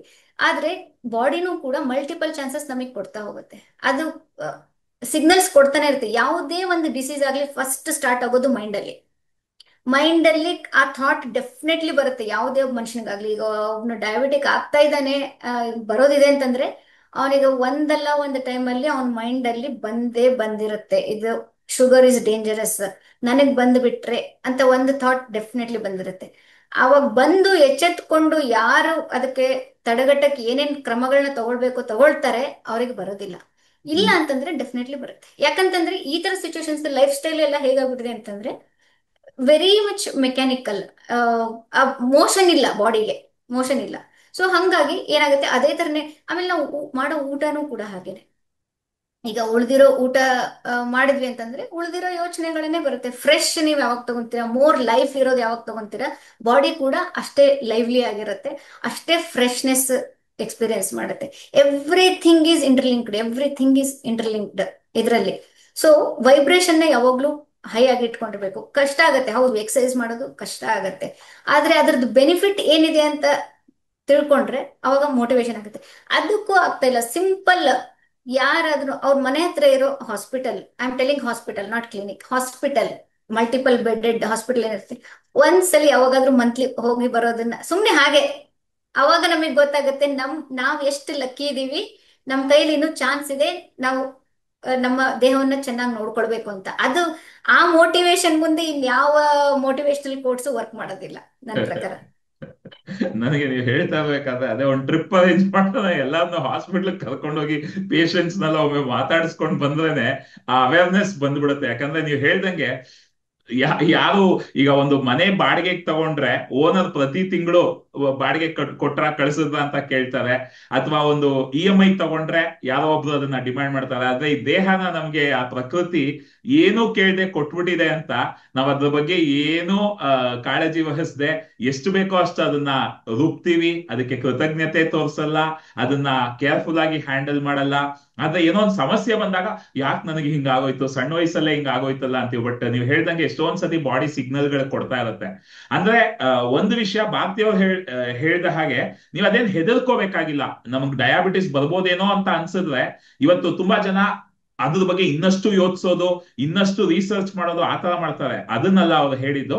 ಅದಕ್ಕೆ ಆ ಪೂರಕವಾಗಿ ಏನ್ ಮಾಡ್ಬೋದು, ನಮ್ಮ ಜೀವನ ಶೈಲಿಯನ್ನ ಹೇಗೆ ನಾವು ಹತೋಟಿಗೆ ತಂದ್ಕೋಬಹುದು, ಹೇಗೆ ನಾವು ಎಕ್ಸಸೈಸ್ ಮಾಡ್ಬೋದು, ಹೇಗೆ ಆರೋಗ್ಯವಾಗಿ ತಿನ್ಬೋದು, ಅದರ ಮೇಲೆ ಗಮನ ಹರಿಸಿದ್ರೆ ಆಟೋಮ್ಯಾಟಿಕ್ ಆಗಿ ನಮ್ಮ ದೇಹನ ನಾವು ಚೆನ್ನಾಗಿ ನೋಡ್ಕೊಳ್ತೀವಿ, ಇನ್ನಷ್ಟು ವರ್ಷ ಖುಷಿಯಾಗಿ ಬಾಳೋದಕ್ಕೆ ಸಾಧ್ಯ. ಅದ್ಭುತ. ಭಾರತಿ ಅವರೇ, ಕೊನೆಯದಾಗಿ ಈಗ ಯಾರೋ ಒಬ್ರು ಇನ್ನೂ ಈ ಆಕರ್ಷಣೆಯ ನಿಯಮದ ಬಗ್ಗೆ ಏನೂ ಗೊತ್ತಿಲ್ಲ, ಮತ್ತೆ ಈ ಹೀಲಿಂಗ್ ಬಗ್ಗೆ ಎಲ್ಲ ಕೇಳಿದಾಗ ಏನಿದು ಅಂತ ಯೋಚಿಸ್ತಾ ಇದ್ದಾರೆ, ತುಂಬಾ ಓದಿರ್ಬೋದು ಅಥವಾ ತುಂಬಾ ಸೈಂಟಿಫಿಕ್ ಆಗಿ ಯೋಚಿಸ್ತಾ ಇರ್ಬೋದು, ಅವ್ರಿಗೆ ನಿಮ್ಮ ಒಂದು ಅನುಭವದಿಂದ, ನಿಮ್ಮ ಒಂದು ದೃಷ್ಟಿಕೋನದಲ್ಲಿ ಹೇಗೆ ಅವರು ಸ್ಕೆಪ್ಟಿಕಲ್ ಆಗಿ ಯೋಚಿಸ್ಬೋದು, ಇದೆಲ್ಲ ಕೆಲಸ ಮಾಡುತ್ತಾ, ಇದೆಲ್ಲ ಆಗತ್ತಾ ಅಂತ. ಬಟ್ ನೀವು ಅವ್ರಿಗೆ ಏನ್ ಮೆಸೇಜ್ ಕೊಡೋದಕ್ಕೆ ಇಷ್ಟಪಡ್ತೀರಾ? ಒಂದು ನಂಬಿಕೆ ಅಥವಾ ಒಂದು ಸರಳವಾದ ಒಂದು ಮಾರ್ಗ ಶುರು ಮಾಡೋದಕ್ಕೆ ಅಂದ್ರೆ ಏನ್ ಹೇಳ್ತೀರಾ ಭಾರತಿ ಅವರೇ? ಡೆಫಿನೆಟ್ಲಿ ವಿಹಾನ್, ಅದನ್ನ ಹೇಳ್ಬೋದು ನಾನು. ಏನಂತಂದ್ರೆ ಈಗ ಪಾಸಿಟಿವ್ ಆಗಿನೇ ಯೋಚನೆ ಮಾಡಿ ಅಂತ ನಾವು ಎಲ್ರಿಗೂ ಹೇಳಕ್ಕಾಗಲ್ಲ, ಬಿಕಾಸ್ ಇಟ್ ಈಸ್ ಆಪ್ಷನಲ್. ನಾವು ಲೈಫ್ ನ ಹೇಗ್ ಸ್ವೀಕಾರ ಮಾಡ್ತೀವಿ ಅದ್ರ ಮೇಲೆ ಇರುತ್ತೆ. ಆದ್ರೆ ಲಾ ಆಫ್ ಅಟ್ರಾಕ್ಷನ್ ವರ್ಕ್ ಮಾಡುತ್ತಾ ಇಲ್ವಾ ಅಂತ ಅನ್ನೋದಕ್ಕೆ ಉದಾಹರಣೆ ನಾನು ಕೊಡ್ಬೇಕು ಅಂತಂದ್ರೆ, ಯಾರಾದ್ರೂ ಅಷ್ಟೇ, ಇಲ್ಲಿ ಇರೋರು ಅಥವಾ ಕೇಳಿಸ್ಕೊಳ್ತಾ ಇರೋರು, ನಿಮ್ಮ ಲೈಫಲ್ಲಿ ಏನ್ ಬ್ಯಾಡ್ ಇನ್ಸಿಡೆಂಟ್ ಆಗಿದೆ ಅದ್ರ ಬಗ್ಗೆ ನೀವು ಅದಕ್ಕಿಂತ ಮುಂಚೆ ಯೋಚನೆ ಮಾಡಿದ್ರ ಅಂತ ನಿಮ್ಮ ಮೆಮೊರಿ ಡಿಸ್ಕ್ ಸ್ಪೇಸ್ ಅಲ್ಲಿ ಹೋಗಿ ಸ್ವಲ್ಪ ಸರ್ಚ್ ಮಾಡಿದ್ರೆ, ನೀವು ಏನ್ ಅನ್ಕೊಂಡಿರ್ತೀರಾ ಅದು ಡೆಫಿನೆಟ್ಲಿ ಆ ನೆಗೆಟಿವ್ ಆಗಿ, ಪಾಸಿಟಿವ್ ಅಲ್ಲ ನಾನು ಹೇಳ್ತಿರೋದು, ನೆಗೆಟಿವ್ ಆಗಿ ಏನ್ ಅನ್ಕೊಂಡಿದ್ರಿ ಅದು ನೆಗೆಟಿವ್ ಆಗಿ ಆಗಿದೆ ಅಂತ ನಿಮ್ಗೆ ಎಲ್ಲಿ ಅನ್ಸುತ್ತಲ್ಲ, that is the proof law of attraction work ಆಗುತ್ತೆ. ನಾನ್ ಡಾಕ್ಟರ್ ಆಗಿರ್ಬೋದು, ನೀವು ಒಬ್ಬ ಆಕ್ಟರ್ ಆಗಿರ್ಬೋದು, ಪ್ರೊಡ್ಯೂಸರ್, ಫಿಲ್ಮ್ ಮೇಕರ್, ಏನ್ ಬೇಕಾರ್ ಆಗಿರ್ಬೋದು, ಮತ್ತೊಬ್ರು BBMP ವರ್ಕರ್ ಆಗಿರ್ಬೋದು, ಪ್ರೈಮ್ ಮಿನಿಸ್ಟರ್ ಆಗಿರ್ಬೋದು, ಪ್ರೆಸಿಡೆಂಟ್ ಆಗಿರ್ಬೋದು, ಎಲ್ರಿಗೂ ಲಾ ಆಫ್ ಅಟ್ರಾಕ್ಷನ್ ವರ್ಕ್ ಮಾಡುತ್ತೆ. ನಾವು ನಂಬ್ತೀವಿ ಬಿಡ್ತೀವಿ ಅಂತ ಅನ್ನೋದು ನಮ್ ಕೈಲಿಲ್ಲ. ಈಗ ಲಾ ಆಫ್ ಗ್ರಾವಿಟಿ ಹೇಗೆ ಇದೆಯೋ ಹಾಗೆ ಲಾ ಆಫ್ ಅಟ್ರಾಕ್ಷನ್ ಕೂಡ ಇದೆ. ಅಷ್ಟೇ ಸೈಂಟಿಫಿಕ್, ಅಷ್ಟೇ ಟ್ರೂ, ಎಲ್ಲರ ಮೇಲೂ ವರ್ಕ್ ಆಗುತ್ತೆ. ನಂಬೋದು ಬಿಡೋದು ಅವರವರ ವೈಯಕ್ತಿಕ ವಿಷಯ. ಆದ್ರೆ ಇದು ಇದೆ ಅಂತ ಹೇಳೋದಕ್ಕೆ ನೀವು ಈ ತರ ಪಾಡ್ಕಾಸ್ಟ್ಗಳನ್ನ ನೀವು ಅಟೆಂಡ್ ಮಾಡ್ಬೋದು, ಹೀಲಿಂಗ್ ಕ್ಲಾಸಸ್ನ ನೀವು ತಗೊಳ್ಬಹುದು. ಅವಾಗ ರಿಯಲ್ ಟೈಮ್ ಎಕ್ಸ್ಪೀರಿಯನ್ಸ್ ಆಗುತ್ತೆ. ಪ್ರೂಫ್ ಬೇಕಾ? Go back to your negative experiences and ನೀವು ಅದ್ರ ಬಗ್ಗೆ ಏನು ಯೋಚನೆ ಮಾಡ್ತೀರಿ ಅದಾಗಿದೆ, ಅಲ್ಲಿಗೆ ಅದರಲ್ಲಿ ನಿಮಗೆ ಪ್ರೂಫ್ ಸಿಗುತ್ತೆ. ಇನ್ನ ಲೈಫ್ ಅನ್ನ ಪಾಸಿಟಿವ್ ಆಗಿ ಯೋಚನೆ ಮಾಡಬೇಕು, ಅಥವಾ ಇದನ್ನ ನಾನು ಹೇಗೆ ಪ್ರಾಕ್ಟೀಸ್ ಮಾಡಬೇಕು ಅಂತ ಅಂತಂದ್ರೆ, ನಾನು ಹೇಳೋದು ಸಿಂಪಲ್ 2 ಸ್ಟೆಪ್. ಏನಂತಂದ್ರೆ, ನಿಮ್ ಲೈಫಲ್ಲಿ ಆಲ್ರೆಡಿ ನಿಮ್ಗೆ ಏನಿದೆ ಅದ್ರ ಬಗ್ಗೆ ದೇವ್ರಿಗೆ ಥ್ಯಾಂಕ್ಸ್ ಹೇಳಿ. ನನ್ನ ಹತ್ರ ಇಷ್ಟಾದ್ರೂ ಇದೆಯಲ್ಲ, I might not be a billionaire, ನನ್ನ ಹತ್ರ ಇಷ್ಟಿದೆ, ರೂಫ್ ಓವರ್ ಮೈ ಹೆಡ್ ಇದೆ, ಹೌದಾ? ಮನೇನೂ ಇಲ್ದೇ ಇರೋರು ಇದ್ದಾರೆ, ಊಟ ಇಲ್ದೇ ಇರೋರು ಇದ್ದಾರೆ, ಮಕ್ಳು ಇಲ್ದೇ ಇರೋರು ಇದ್ದಾರೆ, ಮದ್ವೆ ಆಗದೆ ಇಲ್ದೋರು ಇದ್ದಾರೆ, ಜಾಬ್ ಇಲ್ದೇ ಇರೋರು ಇದ್ದಾರೆ, ಪ್ರಮೋಷನ್ ಸಿಗದೆ ಗ್ರೋತ್ ಅಲ್ಲೇ ಸ್ಟಕ್ ಆಗಿರೋರು ಎಷ್ಟೋ ಜನ ಇದ್ದಾರೆ. ಅವ್ರ ಮುಂದೆ ನನ್ನ ಲೈಫ್ ಬೆಟರ್ ಇದೆ, ಅದು ಏನಿದೆ ಅದಕ್ಕೆ ಥ್ಯಾಂಕ್ಸ್ ಹೇಳಿ. ಎರಡನೇದು, ಯಾವುದೇ ಒಂದು ಚಾಲೆಂಜಸ್ ಅಥವಾ ಒಂದು ಗುರಿ ಅಥವಾ ಏನೇ ಒಂದು ನಿಮ್ಗೆ ಆಗ್ಬೇಕು ಅಂತ ಇತ್ತಂದ್ರೆ, ಫಸ್ಟ್ ಮನುಷ್ಯನ ಸ್ವಭಾವ ಹೇಗೆ ಅಂತಂದ್ರೆ, ನೆಗೆಟಿವ್ ಆಗಿ ಯೋಚನೆ ಮಾಡ್ತೀವಿ ಅದ್ರ ಬಗ್ಗೆ, ಅಯ್ಯೋ ಆಗ್ಲಿಲ್ಲ ಅಂತಂದ್ರೆ ಅಂತ. ಅದ್ರ ಬದಲು ಟರ್ನ್ ದ ಕಾಯಿನ್, ಹೀಗಾಗ್ಬಿಟ್ರೆ ಅಂತ ಯೋಚನೆ ಮಾಡಿ ಅದನ್ನ ನಾವು ಪಾಸಿಟಿವ್ ಆಗಿ ತಗೊಂಡಾಗ ಚಾನ್ಸಸ್ ಆರ್ ವೆರಿ ಹೈ ನಾವು ಅದನ್ನ ನಾವೇನ್ ಕೊಂಡಿರ್ತೀವಿ ಅದನ್ನ ಮುಟ್ಟೋದು. ಎರಡೇ, ಒಂದು ಗ್ರಾಟಿಟ್ಯೂಡ್, ಇನ್ನೊಂದು C the flip side. Wow, awesome. ಅದ್ಭುತವಾದ ಸಲಹೆ ಗೆಳೆಯರೇ. ಅಯ್ಯೋ ಇದಾಗ್ಬಿಟ್ರೆ ಹೇಗೆ, ಇದಾಗ್ಬಿಟ್ರೆ ಹೇಗೆ, ಹಿಂಗಾಗ್ಬಿಟ್ರೆ ಹೇಗೆ ಅನ್ನೋದ್ರ ಬದಲು, ವಾವ್ ಇದಾಗ್ಬಿಟ್ರೆ ಹೇಗೆ, ಈ ತರ ಆದ್ರೆ ಹೇಗಿರುತ್ತೆ, ಜಸ್ಟ್ ಸಕಾರಾತ್ಮಕವಾಗಿ ದೃಶ್ಯೀಕರಣವನ್ನ ಮಾಡೋದಕ್ಕೆ ಶುರು ಮಾಡಿ, ಸಕಾರಾತ್ಮಕವಾಗಿ ಯೋಚಿಸೋದಕ್ಕೆ ಶುರು ಮಾಡಿ. ಮನುಷ್ಯನಿಗೆ ಅದೊಂದು ಅಭ್ಯಾಸ ಇದೆ, ಆ ಒಂದು ವಿಷಯವನ್ನ ಅದು ಈಗ ವರ್ತಮಾನದಲ್ಲಿ ಏನಿದೆ ಅನ್ನೋದನ್ನ ಮರ್ತ್ಬಿಟ್ಟು ಅದು ಹೀಗಾದ್ರೆ ಹೇಗಿರ್ಬೋದು, ಹಾಗಾದ್ರೆ ಹೇಗಿರ್ಬೋದು ಅಂತ ಯೋಚಿಸೋ ಒಂದು ಅಭ್ಯಾಸ ಇದೆ. ಇಮ್ಯಾಜಿನೇಷನ್ ಪವರ್ ಇದೆ, ಅದನ್ನ ಪಾಸಿಟಿವ್ ಆಗಿ ಬಳಸ್ಕೊಳ್ಳಿ, ಫ್ಲಿಪ್ ಮಾಡಿ ಅಂತ ಹೇಳಿದ್ದಾರೆ. ಮತ್ತೆ of course gratitude is the number 1 tool. ನಮ್ಮ ಹತ್ರ ಏನಿದೆ ಈ ಕ್ಷಣದಲ್ಲಿ, ನಾವು ಯಾವುದೇ ಕೆಟ್ಟ ಪರಿಸ್ಥಿತಿನಲ್ಲಿ ಇದೀವಿ ಅಂತ ಅನ್ಸಿದ್ರು ಅದನ್ನ ಯೋಚಿಸುವಷ್ಟು ಸಮಯ ನಮಗ್ ಸಿಗ್ತಾ ಇದೆ ಅಂದ್ರೆ ಅದಕ್ಕೆ ಕೃತಜ್ಞತೆ ಹೇಳ್ಬೇಕು. ಯಾಕಂದ್ರೆ ಎಷ್ಟೊಂದ್ ಜನಕ್ಕೆ ಅದು ಯೋಚನೆ ಮಾಡೋದಕ್ಕೂ ಆಗದೆ ಇರೋ ರೀತಿ ಒದ್ದಾಡ್ತಾ ಇರ್ತಾರೆ. ನಾವು ಕೂತ್ಕೊಂಡದ್ರ ಬಗ್ಗೆ ಯೋಚಿಸ್ತಾ ಇದೀವಿ ಅಂದ್ರೆ ಅದಕ್ಕೆ ಕೃತಜ್ಞತೆ ಹೇಳ್ತಾ ಹೋಗ್ಬೋದು. ಸೊ ಏನಿದೆಯೋ ಅದಕ್ಕೆ ಕೃತಜ್ಞತಾ ಭಾವವನ್ನ ತಿಳಿಸೋದು, ಇದು 2 ಟಿಪ್ಸ್ ಗಳನ್ನ ಕೊಟ್ಟಿದ್ದಾರೆ. ಸೊ ಭಾರತಿ ಅವರೇ, ಕಳೆದ ಒಂದು ಗಂಟೆಗಳಿಂದ ನಾವು ಬಹಳಷ್ಟು ವಿಷಯಗಳ ಬಗ್ಗೆ ಮಾತಾಡಿದ್ವಿ. ಒಂದು ವೈದ್ಯೆಯ ದೃಷ್ಟಿಕೋನದಿಂದ ಆಕರ್ಷಣೆಯ ನಿಯಮವನ್ನ, ಮತ್ತೆ ನಿಮ್ಮ ಜೀವನದಲ್ಲಿ ಆದ ಕೆಲವು ಪವಾಡಗಳನ್ನ, ರಿಸಲ್ಟ್ಸ್ ನ, ಫಲಿತಾಂಶಗಳನ್ನೆಲ್ಲ ತಿಳ್ಕೊಳ್ಳೋ ಒಂದು ಅವಕಾಶವನ್ನ ಕೊಟ್ಟಿದ್ದೀರಾ. ಈ ಕಾರ್ಯಕ್ರಮಕ್ಕೆ ಬಂದು ಇಷ್ಟೆಲ್ಲ ಮಾಹಿತಿಯನ್ನ ಕೊಟ್ಟು ನಿಮ್ಮ ಅನುಭವಗಳನ್ನ ಹಂಚಿಕೊಂಡಿದ್ದಕ್ಕೆ ನನ್ನ ಹೃದಯದ ಅಂತರಾಳದಿಂದ ಧನ್ಯವಾದಗಳು. ಗೆಳೆಯರೆ, ಎಲ್ಲರೂ ಭಾರತೀಯವರಿಗೆ ಧನ್ಯವಾದಗಳನ್ನ ತಿಳಿಸಬಹುದಾ ಚಾಟ್ ಬಾಕ್ಸ್ ನಲ್ಲಿ? ಸೊ ಆದಷ್ಟು ಬೇಗ ಮತ್ತೊಂದು ಸಂಚಿಕೆಯಲ್ಲಿ ಮತ್ತೆ ಯಾವಾಗಾದ್ರೂ ನಿಮ್ಮನ್ನ ನಾನು ಭೇಟಿ ಮಾಡ್ತೀನಿ, ಇನ್ನಷ್ಟು ಮಾತಾಡೋಣ. ಬಹಳ ಧನ್ಯವಾದಗಳು ಭಾರತೀಯವರೇ. Thank you so much Vihaan, thanks for having me here. And and ಎಲ್ಲ ಪಾರ್ಟಿಸಿಪೆಂಟ್ಸ್ ಆಡಿಯನ್ಸಿಗೂ ಕೂಡ ನಾನು ಥ್ಯಾಂಕ್ಸ್ ಹೇಳಕ್ ಇಷ್ಟಪಡ್ತೀನಿ. ಯಾಕಂದ್ರೆ ನಿಮ್ಮ ಟೈಮ್ನ ಇದಕ್ಕೆ ಕೊಟ್ಟು ನೀವು ಅಟೆಂಡ್ ಆಗಿದ್ದೀರಾ ಅಂದ್ರೆ that it self is great. ಈ ಒಂದು ಆ, ಒಳ್ಳೆ ಕತೆ ವಿಹಾನ್ ಜೊತೆನ ಈ ಸಂಚಿಕೆನ ಸಕ್ಸಸ್ಫುಲ್ ಮಾಡಿದ್ ನಿಮ್ ಎಲ್ರಿಗೂ thanks. And thank you so much Vihaan once again. Thank you. And of course ಯಾರಿಗೇ ಆಗ್ಲಿ ಭಾರತೀಯವ್ರ ಜೊತೆ ಕನೆಕ್ಟ್ ಆಗ್ಬೇಕು, ಹಲ್ಲಿನ ಸಮಸ್ಯೆಗಳು ಅವ್ರು ಮುಖ್ಯವಾಗಿ ಏನೆಲ್ಲ ಮಾಡ್ತಾರೆ ಅಂತ ಹೇಳಿದ್ದಾರೆ. ಸೊ ನಿಮ್ಗೆ ಯಾವುದೇ ಆ ರೀತಿ ಸಮಸ್ಯೆಗಳಿದೆ, ಅವ್ರ ಜೊತೆ ಕನೆಕ್ಟ್ ಆಗ್ಬೇಕು ಅಂದ್ರೆ ನಾನು ಅವ್ರನ್ನ ಕೇಳ್ಕೊಂಡು ಅವರ ಡೀಟೇಲ್ಸ್ ನ ಕೂಡ ಈ ಯೂಟ್ಯೂಬ್ ವಿಡಿಯೋ ಡಿಸ್ಕ್ರಿಪ್ಷನ್ ಅಲ್ಲಿ ಹಾಕಿರ್ತೀನಿ. ಸೊ ನೀವು ಕನೆಕ್ಟ್ ಆಗ್ಬೋದು. ಅವ್ರ ಕೆಂಗೇರಿ ಉಪನಗರದಲ್ಲಿ ಅವರ ಪ್ರಾಕ್ಟೀಸ್ ಕೂಡ ಇದೆ. ಸೊ ಕನೆಕ್ಟ್ ಆಗಿ ನಮ್ಮ ಸಂಘ ಯಾವ ರೀತಿ ಇರುತ್ತೆ ಅನ್ನೋದ್ರ ಮೇಲೆ ನಮ್ಮ ಆಲೋಚನಾ ಕ್ರಮ, ನಮ್ಮ ಜೀವನ ಶೈಲಿ ಎಲ್ಲ ಬದಲಾಗ್ತಾ ಹೋಗುತ್ತೆ. ಸೊ ಆದಷ್ಟು ನಮ್ಮ ತರಾನೇ ಯೋಚಿಸೋ ಸಹೃದಯಗಳ ಜೊತೆ ಸಂಘ ಮಾಡೋಣ. ಸೊ ಭಾರತೀಯವರೇ, ಧನ್ಯವಾದಗಳು. ಮತ್ತೊಮ್ಮೆ ನಾವು ಇನ್ನೊಂದು ಸಂಚಿಕೆಯಲ್ಲಿ ಸಿಕ್ಕಿ ಮಾತಾಡೋಣ. ಅಲ್ಲಿವರೆಗೂ thank you. Thank you so much Vihaan. Awesome. ಗೆಳೆಯರೆ, ಮತ್ತೊಂದು ಒಳ್ಳೆ ಕತೆ ವಿಹಾನ್ ಜೊತೆಯ ಸಂಚಿಕೆ ಅದ್ಭುತವಾಗಿ ಮುಗ್ದಿದೆ. ನಾನು ಹೀಲಿಂಗ್ ಬೂಟ್ ಕ್ಯಾಂಪ್, 3 ದಿನಗಳ ಉಚಿತ ಹೀಲಿಂಗ್ ಬೂಟ್ ಕ್ಯಾಂಪ್ ನಾವು ವಾರಕ್ಕೊಮ್ಮೆ ಮಾಡ್ತಾ ಇದ್ದೀವಿ. ಅದರ ಜೊತೆ 3 ತಿಂಗಳ ಹೀಲಿಂಗ್ ಕ್ಲಬ್ ಏನ್ ನಮ್ದು ನಡೀತಾ ಇದೆ, ಅದು ಸತತವಾಗಿ ನಡೀತಾ ಇದೆ. ಸೊ ಭಾರತೀಯವರು ಇವತ್ತು ಹೇಳಿದ ಹಾಗೆ ಹಣದ ಆಲೋಚನಾ ಕ್ರಮ, ಮತ್ತೆ ನಾವು ಯಾವ ರೀತಿ ಸಕಾರಾತ್ಮಕತೆಯನ್ನ ಜೀವನದಲ್ಲಿ ಹೆಚ್ಚಿಸ್ಕೋಬಹುದು, ನಾವೆಲ್ಲರೂ ಒಟ್ಟಿಗೆ ಬಂದು ಇದೆಲ್ಲವನ್ನು ಇವತ್ತು ಈಗಾಗಲೇ ನಾವು ಹೀಲಿಂಗ್ ಕ್ಲಬ್ ಅಲ್ಲಿ ಮಾಡ್ತಾ ಇದೀವಿ. ಸೊ ಯಾರಿಗೆಲ್ಲ ಇದರ ಒಂದು ಮಹತ್ವ ಅರ್ಥ ಆಗಿದೆ, ಖಂಡಿತ ನೀವು ಹೀಲಿಂಗ್ ಬೂಟ್ ಕ್ಯಾಂಪ್ ಅನ್ನ ಜಾಯ್ನ್ ಆಗೋದ್ರ ಮುಖಾಂತರ ನಿಮ್ಮ ಒಂದು ಹೀಲಿಂಗ್ ಪಯಣವನ್ನ ನೀವು ಶುರು ಮಾಡಬಹುದು. ಅಷ್ಟೇ ಅಲ್ಲ, ಯಾರಿಗಾದ್ರೂ ತುರ್ತು ಪರಿಸ್ಥಿತಿ ಇದೆ, ಏನೋ ಒಂದು ಎಮರ್ಜೆನ್ಸಿ ಇದೆ, ನಿಮ್ಗೆ ಸ್ಯೂಸೈಡ್ ಮಾಡ್ಕೋಬೇಕು ಅನ್ನಿಸ್ತಾ ಇದೆ, ಬಿಸ್ನೆಸ್ ಅಲ್ಲಿ ಲಾಸ್ ಆಗೋಗಿದೆ, ಅಥವಾ ಏನೋ ಒಂದು ಸಮಸ್ಯೆಯಿಂದ ಮನಸ್ಸಲ್ಲಿ ಸಿಕ್ಕಾಪಟ್ಟೆ ತಳಮಳ ಆಗ್ತಿದೆ ಅಂದ್ರೆ ಖಂಡಿತ ನಂದು 1-on-1 ಲೈಫ್ ಕೋಚಿಂಗ್ ಇದೆ. ಆ ಲಿಂಕ್ಗಳು ಕೆಳಗೆ ಹಾಕಿರ್ತೀನಿ. ಸೊ ಜಸ್ಟ್ ಅದಕ್ಕೆ ನೀವು ರಿಜಿಸ್ಟರ್ ಮಾಡ್ಕೊಂಡು ಇಮಿಡಿಯೇಟ್ ಆಗಿ 1-on-1 ಕಾಲ್ ಸೆಟಪ್ ಮಾಡ್ಕೋಬಹುದು. ಸೊ ನಾವೆಲ್ಲ ನಿಮ್ಮ ಜೊತೆ ಇದ್ದೀವಿ. ಸೊ ಯಾವಾಗಾದ್ರೂ ನಿಮಗೆ ನನ್ನ ಕೈಯಲ್ಲಿ ಆಗ್ತಾ ಇಲ್ಲ, ಇದು ನನ್ನ ಕೈಯಲ್ಲಿ ಇದನ್ನ ಮ್ಯಾನೇಜ್ ಮಾಡೋದಕ್ಕೆ ಆಗ್ತಿಲ್ಲ ಅಂದ್ರೆ ಖಂಡಿತ ಆ ಲೈಫ್ ಕೋಚಿಂಗ್ ಸೆಷನ್ಗೆ ರಿಜಿಸ್ಟರ್ ಮಾಡ್ಕೊಂಡು ಬನ್ನಿ, ಮಾತಾಡೋಣ. ಸೊ ಮತ್ತೆ ಇನ್ನೊಂದು ಒಳ್ಳೆ ಕತೆ ವಿಹಾನ್ ಜೊತೆ ಸಂಚಿಕೆನಲ್ಲಿ ನಾನು ನಿಮ್ಮನ್ನ ಭೇಟಿ ಮಾಡ್ತೀನಿ.